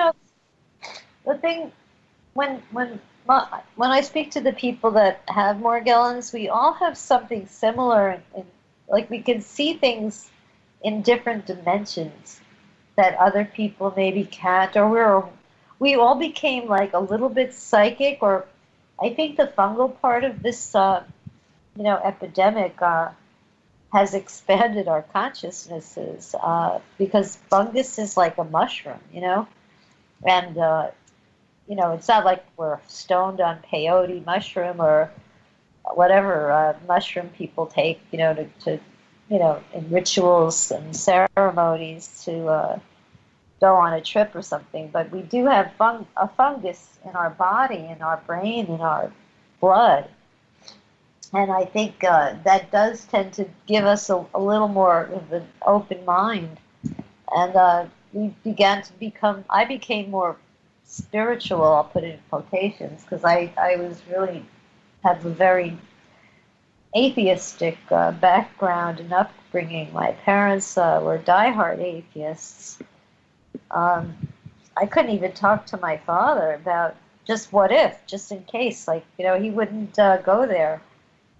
Well, it sounds like there's a story there. There is a good story. I want to share this story because I don't know why. I felt I knew my father wasn't going to be around much longer, as much as I tried to give him reasons to stay alive. I don't know. It wasn't going to work. Nothing I did. I bought him this really great thing from Hammacher Schlemmer. It was a machine that would make vinyl into CDs. I don't even know how to use it because I had to pay somebody to do it for me. I can't figure it out. But I thought, boy, he had so many records. He had a big record collection of old records from, Europe and opera. And, I thought it would give him a lifetime of work to get them put on CD. I thought, how could he die? He hasn't even made a dent in his collection, But it wasn't to be, But I did go. I wanted to just ask him to give me a sign, like, if it, just in case there is something after death, can you give me a little, like, sign, But he wouldn't even let me say it. He says, Daryl, if you can't see it, if you can't touch it, it doesn't exist. And the sooner you accept that, the better off you're going to be. You live, you die, that's it, goodbye. And as soon as you accept that, you'll be better off. So that was the end of the story, So, well, what made you decide that there was more to it than that? Well, I always wondered, I just wondered, and I wanted to know if he could, if there was, who would best be to, to show me was my dad. I wanted him to give me a little signal. And when he died, I felt I just didn't think I'd ever live on this earth without my father. It just didn't seem possible. I thought we were all going to die at the same time, I guess. I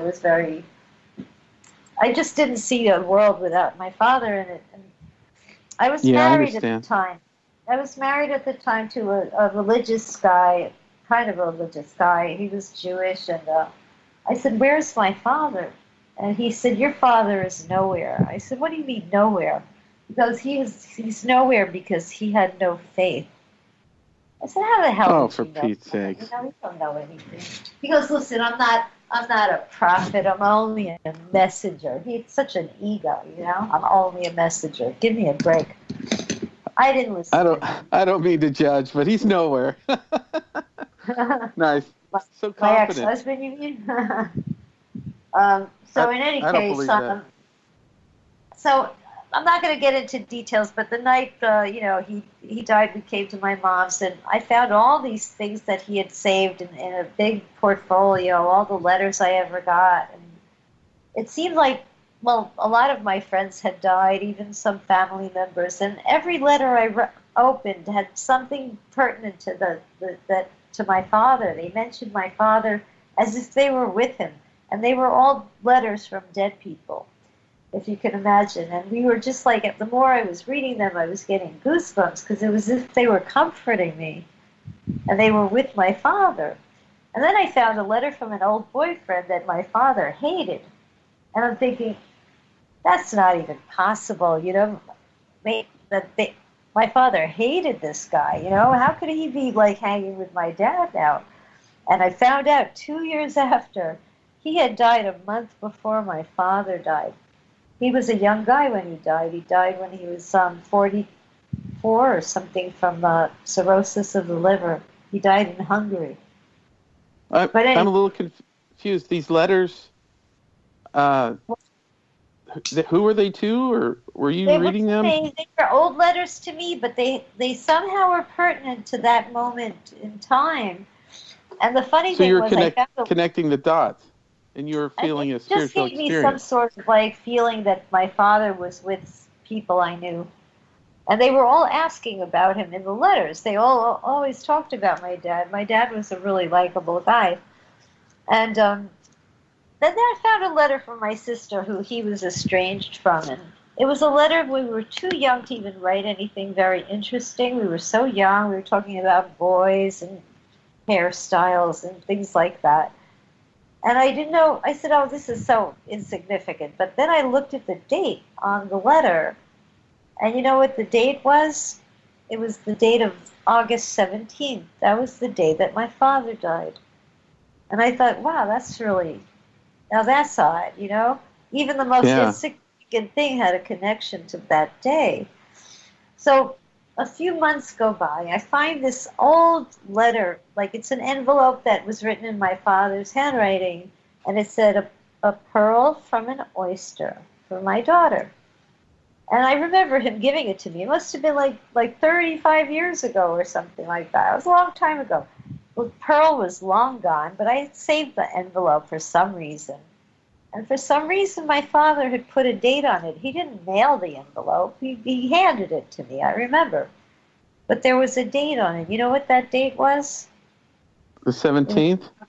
August 17th. Didn't have a year on it. Just August 17th. Now, my father said to me, if you can't see it and you can't touch it, it doesn't exist. But here I am, and I'm looking at something. It's in my hand. I'm seeing it. I'm touching it. I said, my father had to put it in writing. He really set himself up to do a serious prove there, right? Because he had to show me. I mean, look, what are the odds? They're good enough for me. I don't want DNA odds. I wanted 365 is a pretty damn good odd, I think. Don't you think? Yeah. I was convinced right then that he was giving me a signal. And from then on, I counted on him for certain things. If I need something, I'll go into his den in this apartment, and I'll say, Daddy, I need a toothpick, you know. And I'll not only find one in his desk, but I'll find like a gold-plated one with a little, you know, a pipe cleaner on it that goes right in between your teeth. Like, wow, I never even saw a toothpick like that in my life. And here he's like, what? He's been holding out on me. There he saved this really special one just when I needed it, you know? And if I lose my keys, I'll go, you know, if I ask, it's like almost instant. I'll find them. But if I don't ask, you know, he doesn't help me. But he will. I mean, if I lose my keys, I'm like, Daddy, I'm really late. I really need to find my keys. Boom. That's it. They're there. You know what I mean? So in little ways, it's I like know he's with you now. Pardon me? It's like he's with you now that he's passed away. Often. I know he is. I really do. Whenever I need him, he's around, you know. I mean, I wish he was around for real, because do I have a lot of questions to ask him, you know, like, what the hell is going on? And where are you, really, you know? I mean, I've had psychics tell me, you know, certain things, and, you know, that he was with his family, which I found kind of difficult to believe, but, you know, who knows? Maybe you make up when you cross over, who knows? But they were on they weren't speaking for years, you know?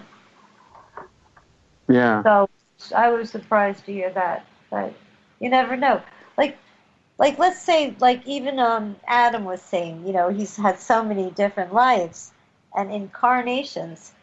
Do we have the same family when we die? Maybe you have the same consciousness, but do you go, like, is your family always your family? Are your relatives, your dead relatives, different when you die?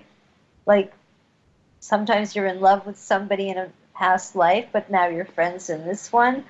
How come you're not lovers in this one? Or you're brothers in another life? You know what I'm saying? Like, how far back does your soul go? Is it your soul's just endemic to this lifetime? I don't know. You know, I just wonder. I wish you did. I wish you could tell us. Yeah, like I wish you did know. More info. You Adam might know. You knew some serious stuff there. That was like fascinating. Adam, do you believe in soulmates? Like running into past lives, people that have been in past lives with you? Do we choose to reincarnate where we'll bump into them? I want to know because there was somebody I felt that I should have been with, and I must have been with once that I don't know. He felt like I always would, like, in this, like, moment of, like, whatever, sleep. When I sleep, I dream I'm with him. I'm finally with him, or I don't know. It's just in my mind. I think that life, eventually will bring us together. But he married somebody else on my birthday. Um, and I had a promise that I wouldn't get in touch with him because his wife found out we were together right before he got married. But when my marriage started going bad, I said, you know what? I promised I wouldn't get in touch with him, but at the rate my marriage is going, and I'm married 2 years, and he was married like 5 years ago. He's probably divorced by now. So I decided to look him up, and I Googled him, and I found his obituary. He died 5 days before I got married of something that could have been caught, but he married the wrong girl, obviously. She was from Louisiana right after Katrina. So what good doctors are there, are going to diagnose something that's curable? He had cancer in his tonsils, and they didn't catch it. They gave him antibiotics and said come back in 6 months. And the second opinion was 6 months later, gave him the same thing. And a year later, he went to his mother's doctor, and he was, he had full-blown cancer. He had like a few months to live.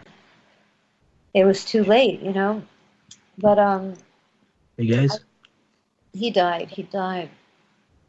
Sadly, And he left a daughter.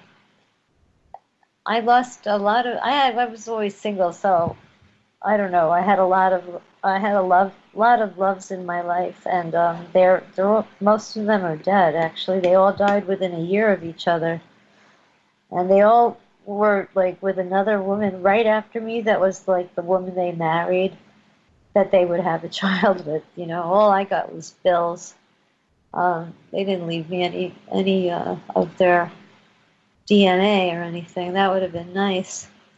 But I don't know. Is there any way you could tell if I'll ever be with? I shouldn't even say his name because I don't know if anybody will hear it. But if my soul and Craig's soul will ever be incarnated in another life, will we ever get to love one another? Well, that's the beautiful thing about life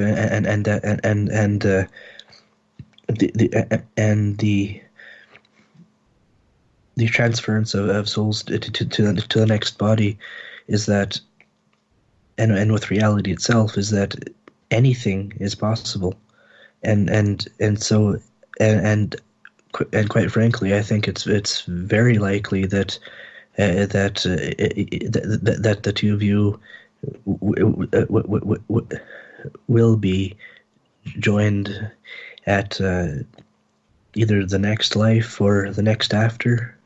It's very likely. I would be so happy to be with him. I don't know. You know that song, Vision of Love from Mariah Carey? That was my song for him. I actually got married to my husband with that song, but it really wasn't our song. It was somebody else's. But it was my favorite song. Yeah. But he was my vision of love and whatever. Anyway, c'est la vie, That was a very painful thing because I was still with my husband when I found out, but I didn't think we were going to be together very long. The way he was acting, I didn't realize he was planning his exit so abruptly and so dramatically. But while I was mourning the loss of Craig, he was getting ready to leave me, and he just pretty much took me for everything he could. I think he had to leave me or kill me. So, he had stolen so much of my money. I'm glad he didn't kill me. I don't care about the money, but that was really rotten what he did to me. But he walked out on Valentine's Day. Not even a fight. He says, "I'll be right back, sweetheart." And I didn't see it coming. but he did me a favor. You know, life is short. You don't have to. You know, there's a lot of things that are worse than being alone. Exactly. And he taught me that, you know. So I don't mind being alone, even though having what I have would be really a lot easier if I had somebody just to help me, like, you know, just do things. But I'm like, and the emotional support and physical stuff, you know, the moving of like heavy things, and you know, I have to do it all myself, and I do manage. I'm resourceful, and I have to do it. I have no choice, you know. But it would be a lot easier if a man was around that was, you know, at least just handy. yeah. A handy man that's got a bunker. That's my real goal. I don't want a man for their money. I want a man that has a bunker. A bunker. Yeah, like a really nice bunker, you know, underground. I'll fix it up and I'll cook and I'll make those like freeze-dried meals taste really good. I've actually heard that quite recently that guys have actually made have actually made luxury bunkers in case of like a in case of a nuclear Really? Where are they located, and how do you get like a piece of it? as far as I know, they're somewhere in the States being built, but I don't actually know where. What if it's just one of those places that winds up getting flooded, though? Then what happens? Yeah. No. It would have to be on pretty high ground, I guess, right? Yeah, probably. Yeah, and these bunkers actually have pools in them. Oh, that sounds great. Well, I Yeah. got kind of encouraged when I heard about that underground city that they found in Turkey. Did you hear Oh, yeah? about that? I don't it think so. could No. 20,000 people. Now, they don't even know when it was built. It's an architectural marvel Wow. equal to the pyramids. I mean, the way that they can make it was like 280 feet beneath the surface, and it had ventilation holes all the way down to the bottom with fresh air being wow. fed in. You know, very aerodynamically made, etc. And they had room enough to like even had places to pray. They had places for their horses and stables and their livestock. And Good. it's beautiful. It's all made out of stone, and it's like so well built that it hasn't collapsed or anything. Like the odds of it collapsing Yeah. would be It's very incredible. great if it wasn't constructed so well. You know? Yeah. Let me find it for you. Incredible. I'm going to try to post it in the speaker chat room. Or just Google underground city in Turkey. You'll find it. It's I can't remember the name. Nusa do it. I'm not saying it right. I'm going to find it for you. I just couldn't believe it. And you know, if there's one in Turkey, there's one everywhere. You know, like you're finding pyramids here, pyramids there, then they're going to be everywhere. And I think there's some in the Midwest where they had those cave dwellings. And they wouldn't have even found it except this like side of this mountain or something collapsed, and they found a tunnel that led to the city. And it could only be opened from the inside by this one person can open it, but they had like a 4-ton wall that was on rollers that one person can actually open it from the inside and let people in. Wow. You have to see it. It's amazing. It's truly something really remarkable. So why did they build that? Well, who were they hiding from? Or was it from an attack from above? Because if it was someone on the ground that discovered them, they'd be suffocated. They would be in a terrible predicament to be in an underground city. Yeah. So if it was someone that just didn't know where they were, if it was just a random sky attack, then they were in the right place, you know? Yeah. So it's a lot of questions, and they can't carbon date stone, unfortunately. So they can't figure out at what time in history was it even built. And there's nothing in writing there either. So, Yeah. city in Turkey. I'm going to send it to you. Alrighty. I'll put it in Spreaker chat and in the. It's called Darren Kuyu. Darren Kuyu. And there's a video on it. I'm going to send you that. It's beautiful. You can't imagine. It could fit 20,000 people. Can you imagine? That's quite something. That's massive. Yeah. So, God, what were they thinking? Why did they do that? All right, so copy the link address. Let me put it in the, I'm going to put it in the Skype talk chat thing. And also Alrighty.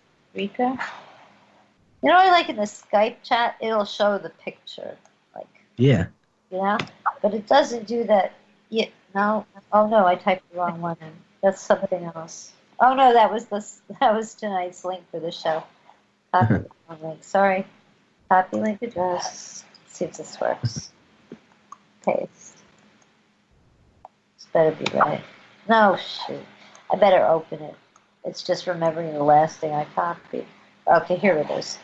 Oh, good, I can read it. Share it.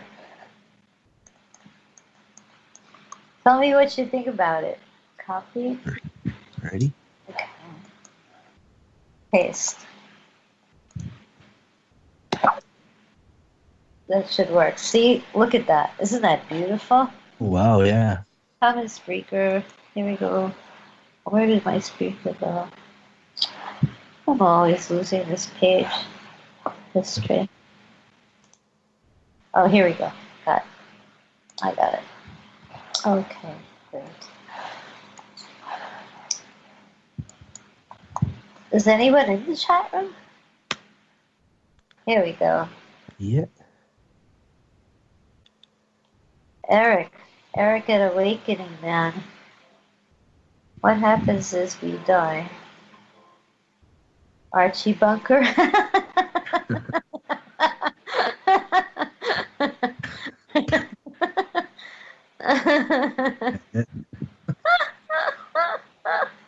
Ain't that special?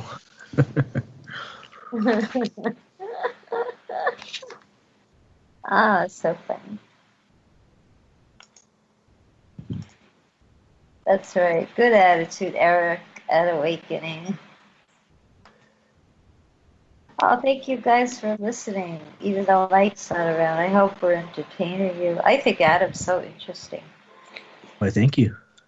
You really are. Hey, can you sing, Adam? You know how to sing? Yeah, I'm taking singing lessons, yeah. Are you? Yeah. I want to talk to you after the show. We're gonna do something. Cool. Sounds good. See about it later. I'm back. There you are. I had to. You saved me. I was on that other computer. It must have crashed or something. Oh, yeah. Did I get that thing in there? Oh, yeah. How's it going, Darren? It's going good. You guys are doing great. Awesome. Yeah. Maybe we should. What? Whenever Adam sings, he doesn't stutter. I know. I knew that. I think we're gonna make a little exercise, and maybe we're gonna have to write a song for him. That'd be fun. You're gonna have to sing all of your readings. That'd be interesting. I worked with a guy named James Carroll for a long time. He was in the show. He was so talented. What a funny guy. He was very famous in Canada. In fact, you probably know him. Tell me if you know this fella. I got to look him up because he was on like a very successful show. James Carroll, actor in Canada. The name does ring a bell, but I can't really place a face to it. He is journeyman, CBC actor and voice of... Wait. Oh, that'd be why. He was known for The Wind at My Back. Wind at My Back. Max Sutton, Detective Mike Malone. Does this ring any bell? Okay. Yeah. Mike Malone, yeah. He lived in Huntsville, Ontario. He just died in April 2016. Oh, yeah? He was a journeyman CBC actor and voice of Trendalizer. Huh. He was a fixture of the Canadian stage and screen, best known for... Wait, what was he best? Max Sutton on the CBC's Wind at My Back. Oh, okay. I think I recognize that, yeah. All right, I'm going to paste this. This is like a little bit of a... I guess it's I just found this obituary copy. I met him when I was like, 18 years old. I went to Philadelphia to do the show, Let My People Come. And he was in the show. He was in the show. Copy. I have a story about him, but I'm not going to repeat it. Did I ever get to ask? No, I didn't get to ask him. Anyway, he stuttered. He stuttered like all the time, except when he did the show. He never stuttered. Like he had the hardest. He had the hardest act in the whole show. It was called The Ad, and he did it so well. It was like the little nerdy guys writing to Screw magazine. You know, he wants to find a girl. You know, to for friendship, maybe even love. You know. And he goes from this meek little guy into, you know, he doesn't get any replies, so he kind of elaborates the letter, you know. Anyway, I could show you. I don't have him doing it. I have another fella doing it on a video. But he did. It was such a when he did this role, he was so full of energy. I mean, it was so. You know, he had so many costume changes because he started in a little sweater with glasses, and then he'd take off one layer of clothing and it'd be a little more risque. And like he was in some kind of like, you know, real like disco outfit. And, you know, he's sort of, you know, really kinky, and he'll even do a trio, and So he would, when he would go on, he wouldn't stutter. So, like, he never stuttered on stage. When he had to sing or he had to act, his stutter would disappear. It just disappeared. You never would know he stuttered. I wonder if that's because he was a little more nervous. It might have been just the opposite of like Adam. I'm not sure. When he was singing, well, he knew. First of all, he was scripted. He knew exactly what he had to say. And then he had to sing a song. The song was a song. It was a script. He knew it by heart. Right. The beats, he knew the time. And his timing. I mean, he was such a good comedic actor, too. He was so funny. He was just like, his timing was perfect. Perfect. Just a funny and very, you know, great singer, great all-around triple threat. You know, just everything he did on stage was... He could steal the show if we let him, you know, but we were all hams, so he couldn't, he had to get in line there, you know, we were all very talented. But he was an exceptional, you know, addition to the show, I'll have to say. Oh, wait, here I am talking, I wanted to paste it into this. So tell me if you recognize him, because he moved to Canada. He was from Philadelphia, but he fell in love with a Canadian girl, and he moved to Canada, and that's where he had the best success in the theater. You know, he made a living, and he got to be the steady role, I guess, on that show. That's pretty cool. Whatever that show was. So, if you do recognize him, please tell me if you know who he is. I definitely recognize the name. Yeah. Yeah. Okay. Yeah. Anyway, that's my buddy Jimmy Carroll, and trust me, he stuttered like he couldn't get a word out. You know, if he was backstage talking, he couldn't. You know, talking to the cast, we'd be just waiting for him to finish the sentence. You know, okay, Jimmy, we got to go on in 5 minutes. You know, can you finish your story at the intermission? Whatever. You know. That's crazy. Then he could deliver like all this like great material, and it was very complicated, and costume changes, and did it without a hitch. You know, he was on every night, 100%, 110%. And you never A- heard me stutter once. Adam, sometimes when you're on the show, you don't stutter. Last Saturday, you didn't stutter at all. Yeah. Why was that? With me, I don't actually always stutter. It is a situational thing, and that if I have the enough anxiety or enough excitement, and then and added with a bit of pressure to get something out, then that is when I stutter. Yeah. It seems like it snowballs sometimes. Like you'll stutter, and then it's almost like you get nervous that you're stuttering, and then you stutter even more. I don't know. Yeah, If there's that's generally how it goes. Yeah. Huh. It's awesome that you just keep going now. Yeah. I admire you.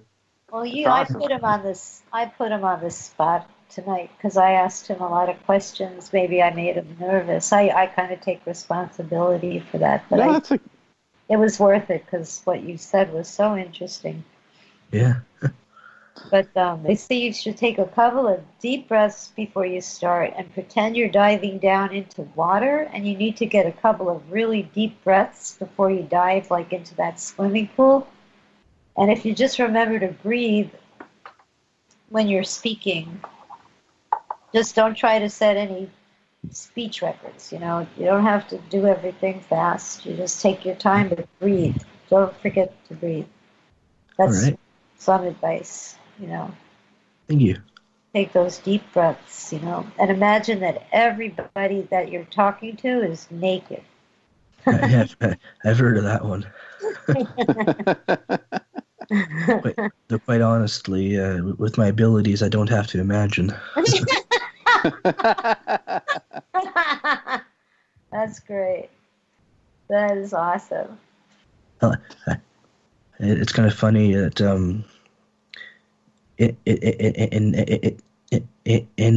in Monster Castle Paranormal, there's the joke about anal probing and whatnot.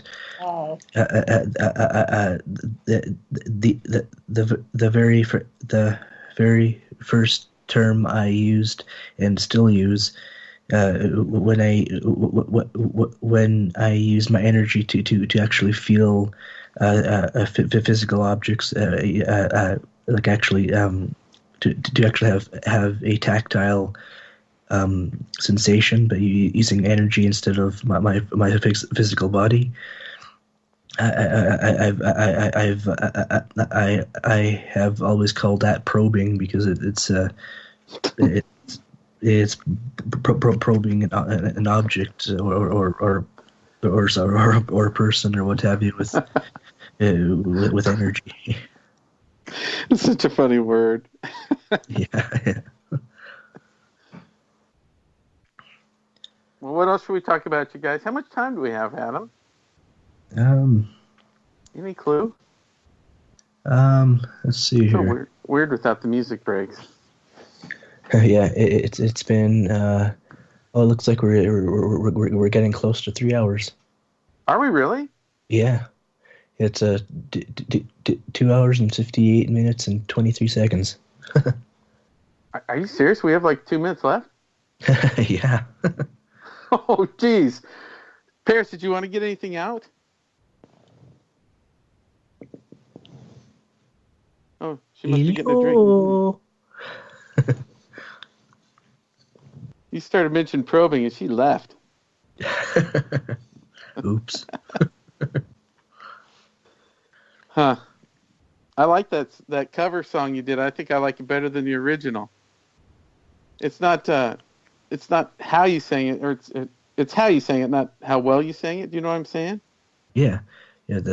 Are you talking about "Bleed by Cold" or? Yes. Yeah. Yeah. It's my favorite song to play and sing. Yeah. Can you lead us out with that? Is your guitar handy? Yeah, I just have to grab it. Yeah. Man, I love that. All right. Just a second.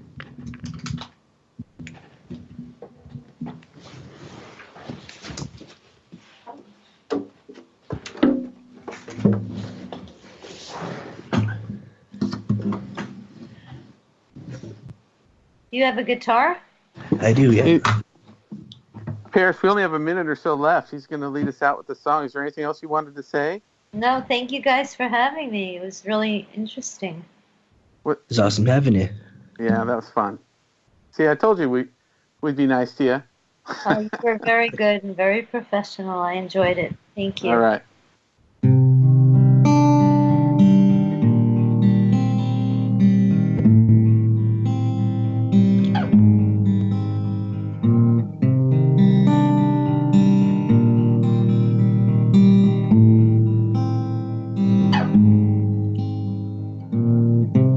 I'm feeling crossed. Take it inside. Burn up the pain. My thoughts are strange. Just like the things I used to love. Just like the tree that fell, I heard it. Heart is still inside. I feel it.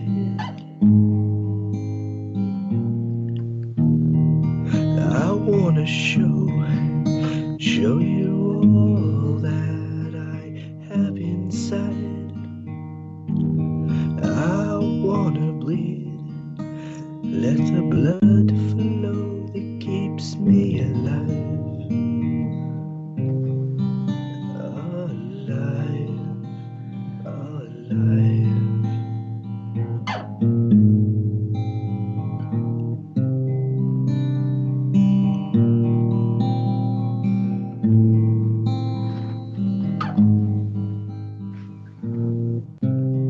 Take all these strings,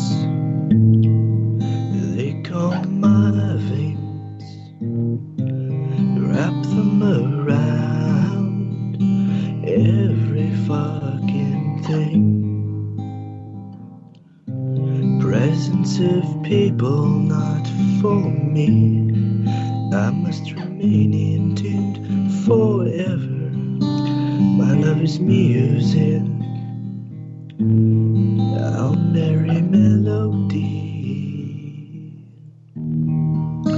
I wanna show you all that I have inside.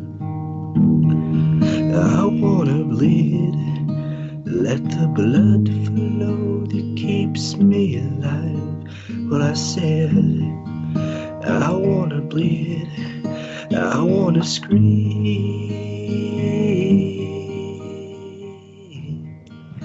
I wanna bleed, I wanna feel. Won't you let me take you for a ride? You can stop the world, try to change my mind. Won't you let me show you how it feels? You can stop the world, but you won't change me. I need music. I need music. I need music. Oh, to set me free.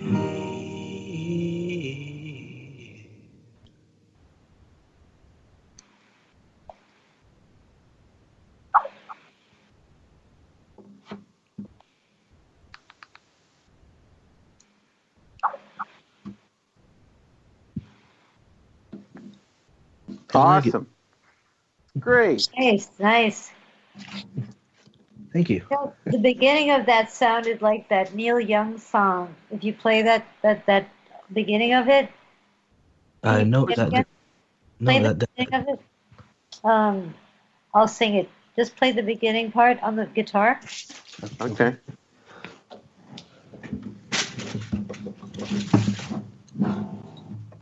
I used to play this. I learned how to sing.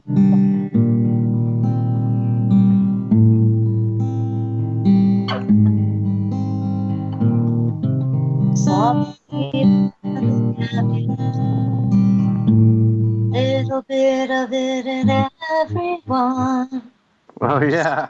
Ooh, the damage done. A little bit like the damage done. Yeah. I taught myself guitar when I was like 12. I don't know how I did it, but I used to look at the little, like, I don't know, the little dots on the music chart and put my fingers where the dots were, and I don't know. It's one of my favorite albums of all time, Harvest. Yeah? What was the name of that album? Harvest. Harvest, that's right. Man Needs a Maid, Old Man. Old Man, look at my life. Harvest. The songs in Harvest, let's say. I'm self-taught to use guitar. Hey, I think we might have a little bit more time because I don't think he went live. So are you looking at the time of how long we've been on our Skype call or how long the show was on? The Skype call. Yeah, because I think he didn't go live until we were on for about 20 minutes or so. Ah, okay, cool. So we still have time. Awesome. That was good. Adam, that sounded just as good as last time you played it. Thank you. Yeah, we are still live. Yeah. Who else do you like, Paris, besides Neil Young? Oh yeah, I like all the old rock stuff. Let me see all the songs that were in Harvest. Do you like any of Neil Young's latest stuff? Like what? Well, if you haven't heard it, you probably don't know it. I probably don't. Yeah. I'm trying to think of the album. Okay, wait. Oops. Oh, stop. I didn't mean to turn this on. Wait. Go back. My birth mother,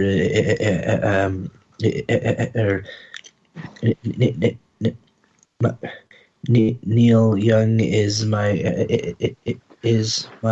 birth mother's favorite music dude. Oh wow. Yeah. It was his most popular album. Harvest was, yeah.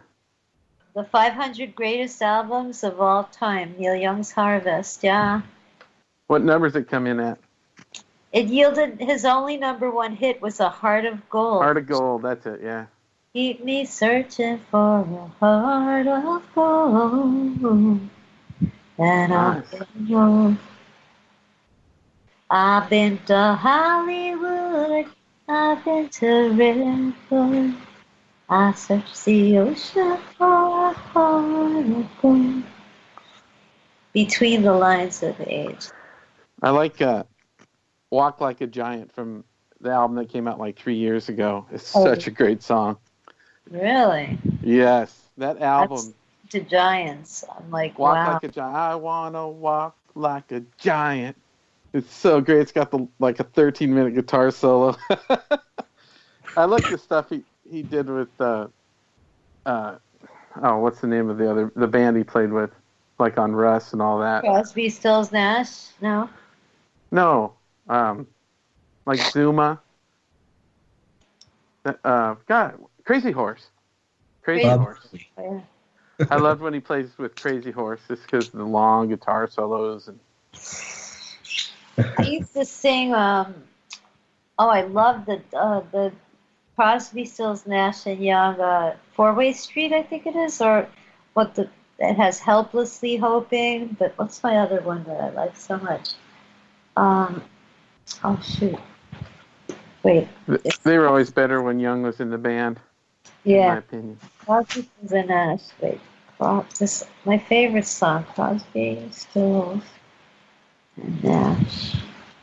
I love that Fort Dead in Ohio, because that's pretty much Neil Young. And soldiers and Dixon's come. Yep. We're finally on our own. Did you know that Cinnamon Girl they wrote in like 13 minutes? Oh, they reunited over their.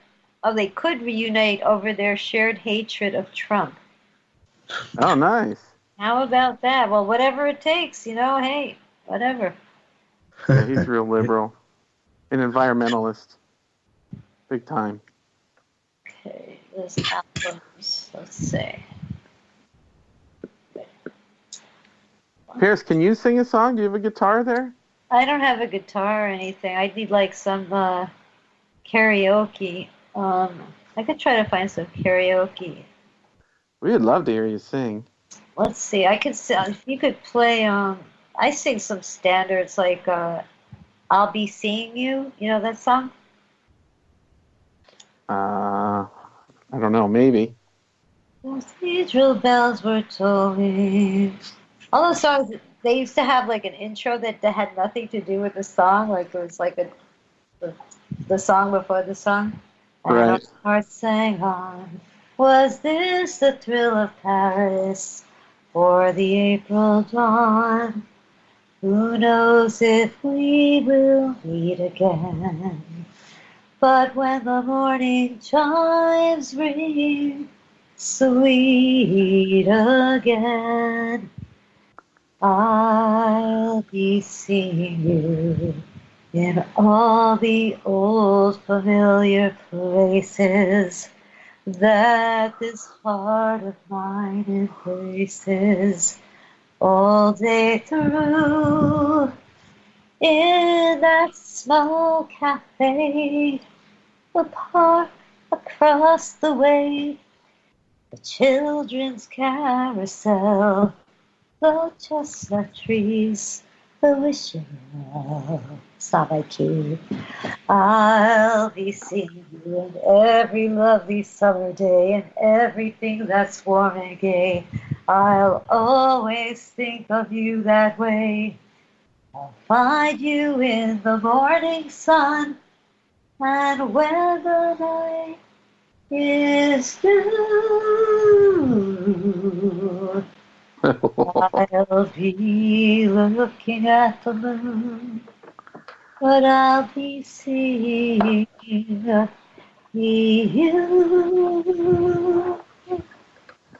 Nice vibrato.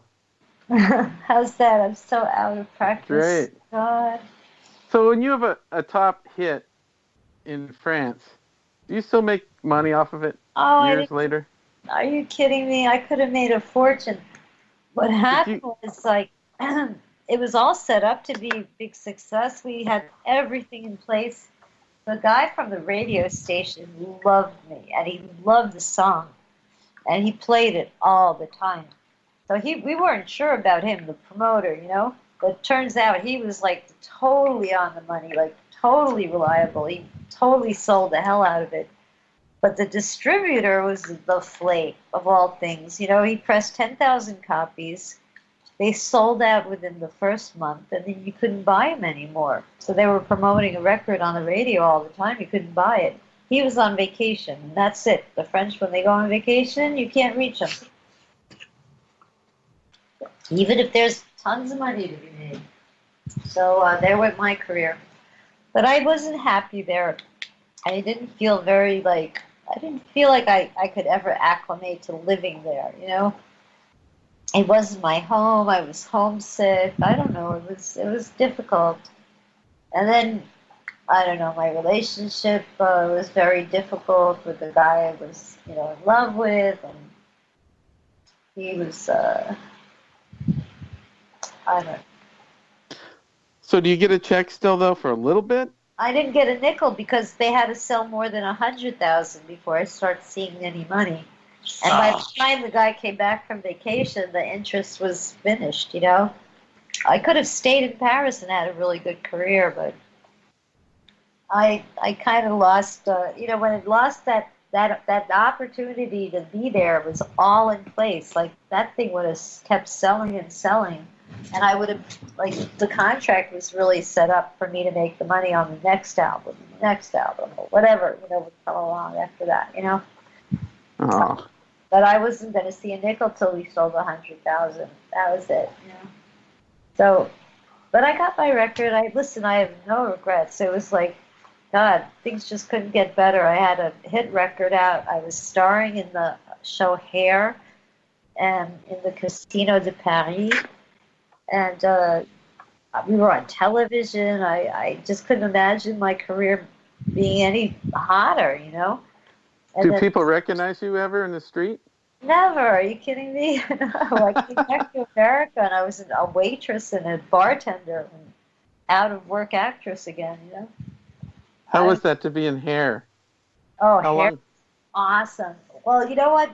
When I was 11 years old, I think we had tickets to see something like the Rothschilds or some old boring, 1776. And my sister was had the tickets, and she said, "You don't want to see this show, do you? I'm going to see if I could trade these for to see Hair." I said, "Yeah, let's do that instead." Yeah. So I was like 11, and we went in to see Hair, and I don't know what it was. Something connected with me. I didn't know what I wanted to be when I grew up, but all I knew is I had to do that.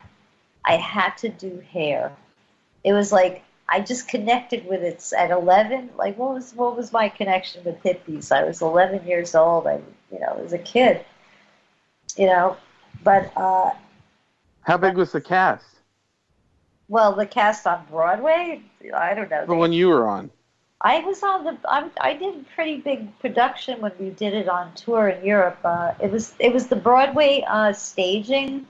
We did the Broadway version, 100%. Right. Did Tom O'Horgan's choreography, or Julie, oh, I know, what's her name, did the choreography, and Tom O'Horgan's direction. It was exactly the way they did it on Broadway. And we had about the same amount of cast members. We did the show 7 nights a week. They had a very clever way of doing it, that we would have like 4 numbers that we would not be in, and then we would Okay. covering for the numbers that we weren't, that we were in.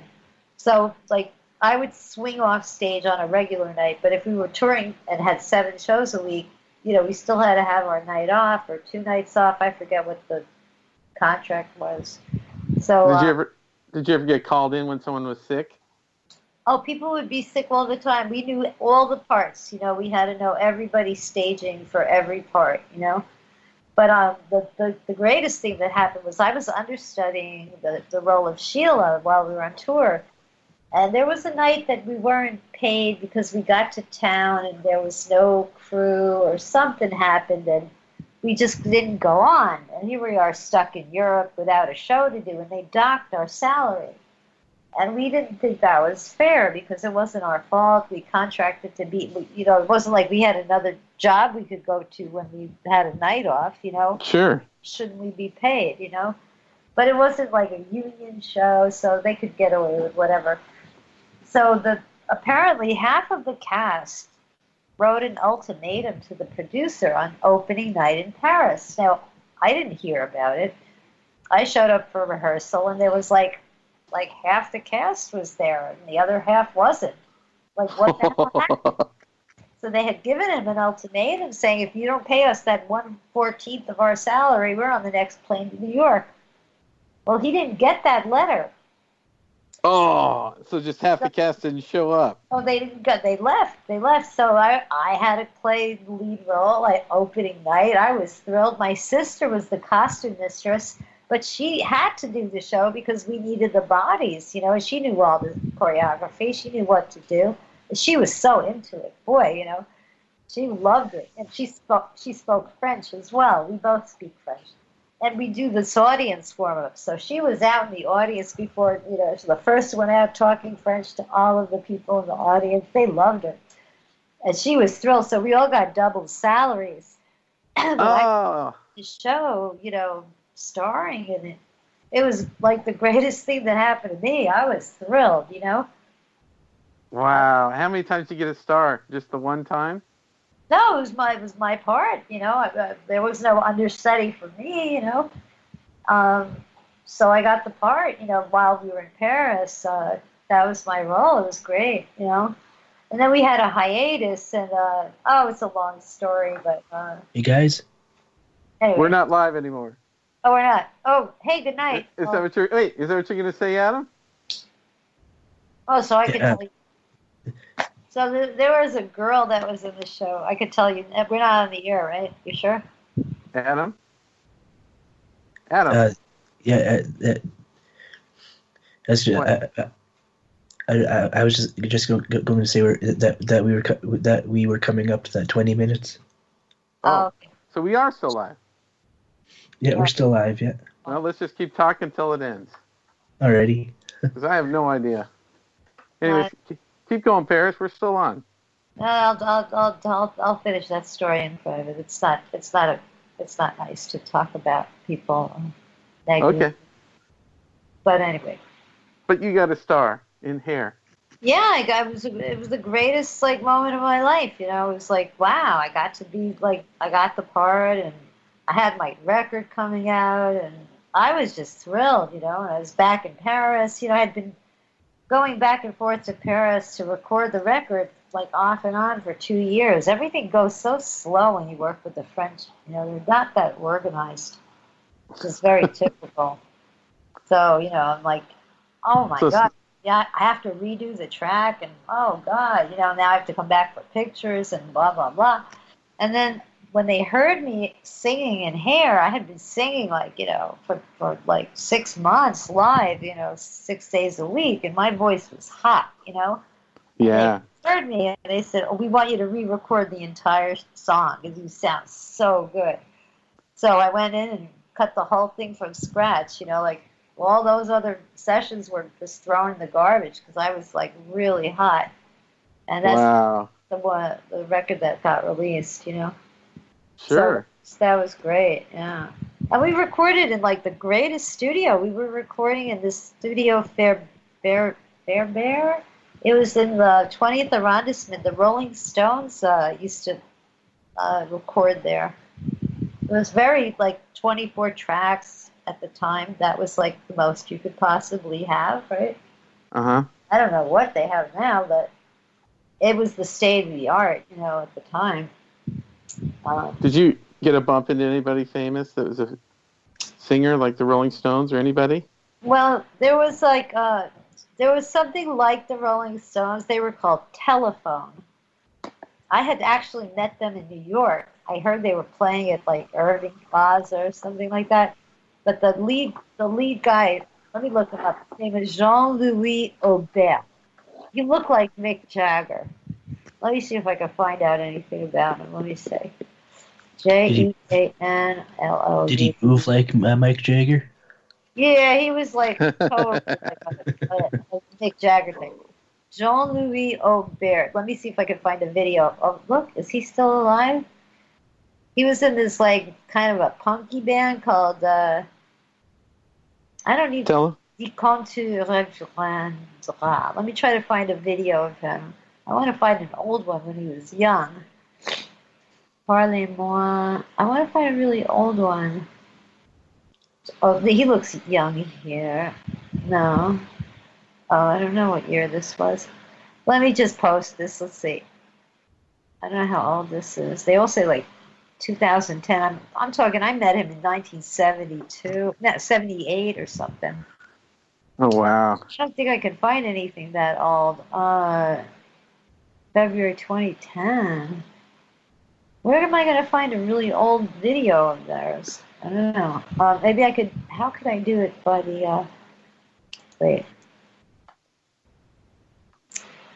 Oh, I don't know. I'm going to just. Oh, let me put in Telephone. Actually, maybe he's gotten solo now. Let me put T-E-L Telephone. So they were like the hottest French band at the time. Telephone. And who else did I meet? Johnny Hallyday. He was a big French guy, French star. He would do shows like, really big shows like Tom Jones or something like that. Here, Telephone. That's got to be old. This is still 2012. Come on. But they could be old ones, right? It could be old. Let's see. Bless you. Métro c'est trop. I remember this. Métro c'est trop. It's got to be old. I don't know. Maybe they're just released then, but 1988. Okay. Let me find this one. Okay, open link. Copy link. Wait. October 2000. Wait. I remember television, but I don't remember telephone. Telephone, right? What a funny name, right? I don't know if we're going to find a really old one, but this could be an old one that was 1988. I'll take it, right? Mes années téléphone archive. I don't know. Is he gonna sing? Oh, I think it might be an interview.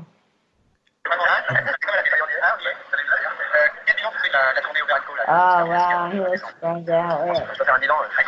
It's on French. Oh, he got it all. Oh my god. Oh no. Wait. Let me try to find the young one, like when he's on the stage. Is depression Money is too expensive. L'argent c'est trop cher. Okay, here we go. Published. Okay, wait. Share. Let me share it to you on Skype. Copy. Let me turn off the sound here. Okay, sorry about that. Give me a second. Okay, here we go. Paste. You're gonna play it on. Why don't you play it so that if anyone's still on the show listening, they could hear it? Telephone. Yeah. I don't know if we have a way to throw it through the... Adam, do we have a way to play that through the speaker? I don't think we do. Maybe. Let's do an experiment. Okay. I'm on Twitter.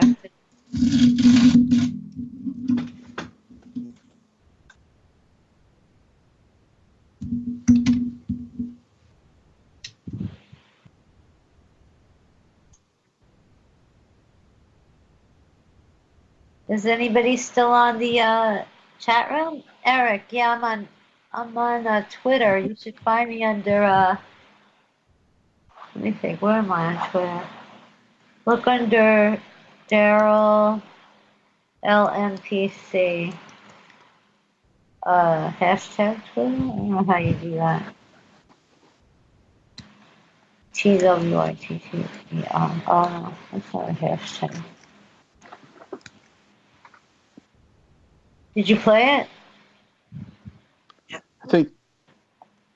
I don't hear it. I'm not hearing anything. I could play it from my thing, but it's going to probably sound like crap. I'll check it out later. Wait a second. I want to hear it, though. I want to see what they Okay. Wait, I want you to see what he looks like. If you think he looks like Mick Jagger. Oh, no, this is a different song. Un autre monde. Wait, I want to go to the one behind this. Back. L'argent, c'est trop cher. Money is too expensive. Oh. I have everything on wait a second. My settings are like, everything is like double speed. Wait. Okay.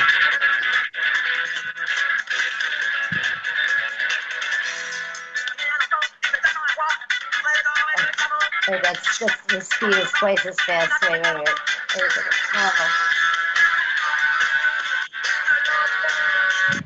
Wait a second.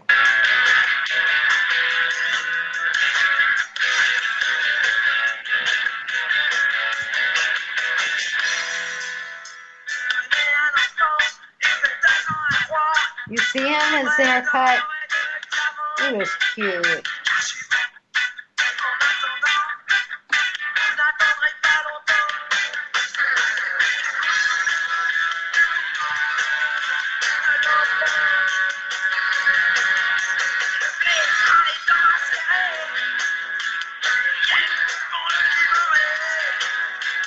This is French rock, you know?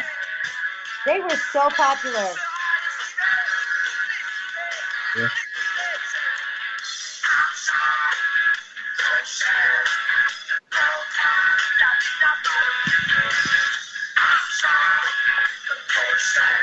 L'argent est trop cher. Money is too expensive.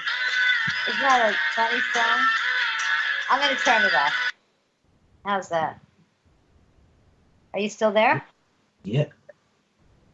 So, you know, all he wanted, when I met him in New York, all he wanted me to do is find him cocaine. Oh, nice. Yeah. I can't even remember if I had sex with him. You know, back then you would just have sex with everyone.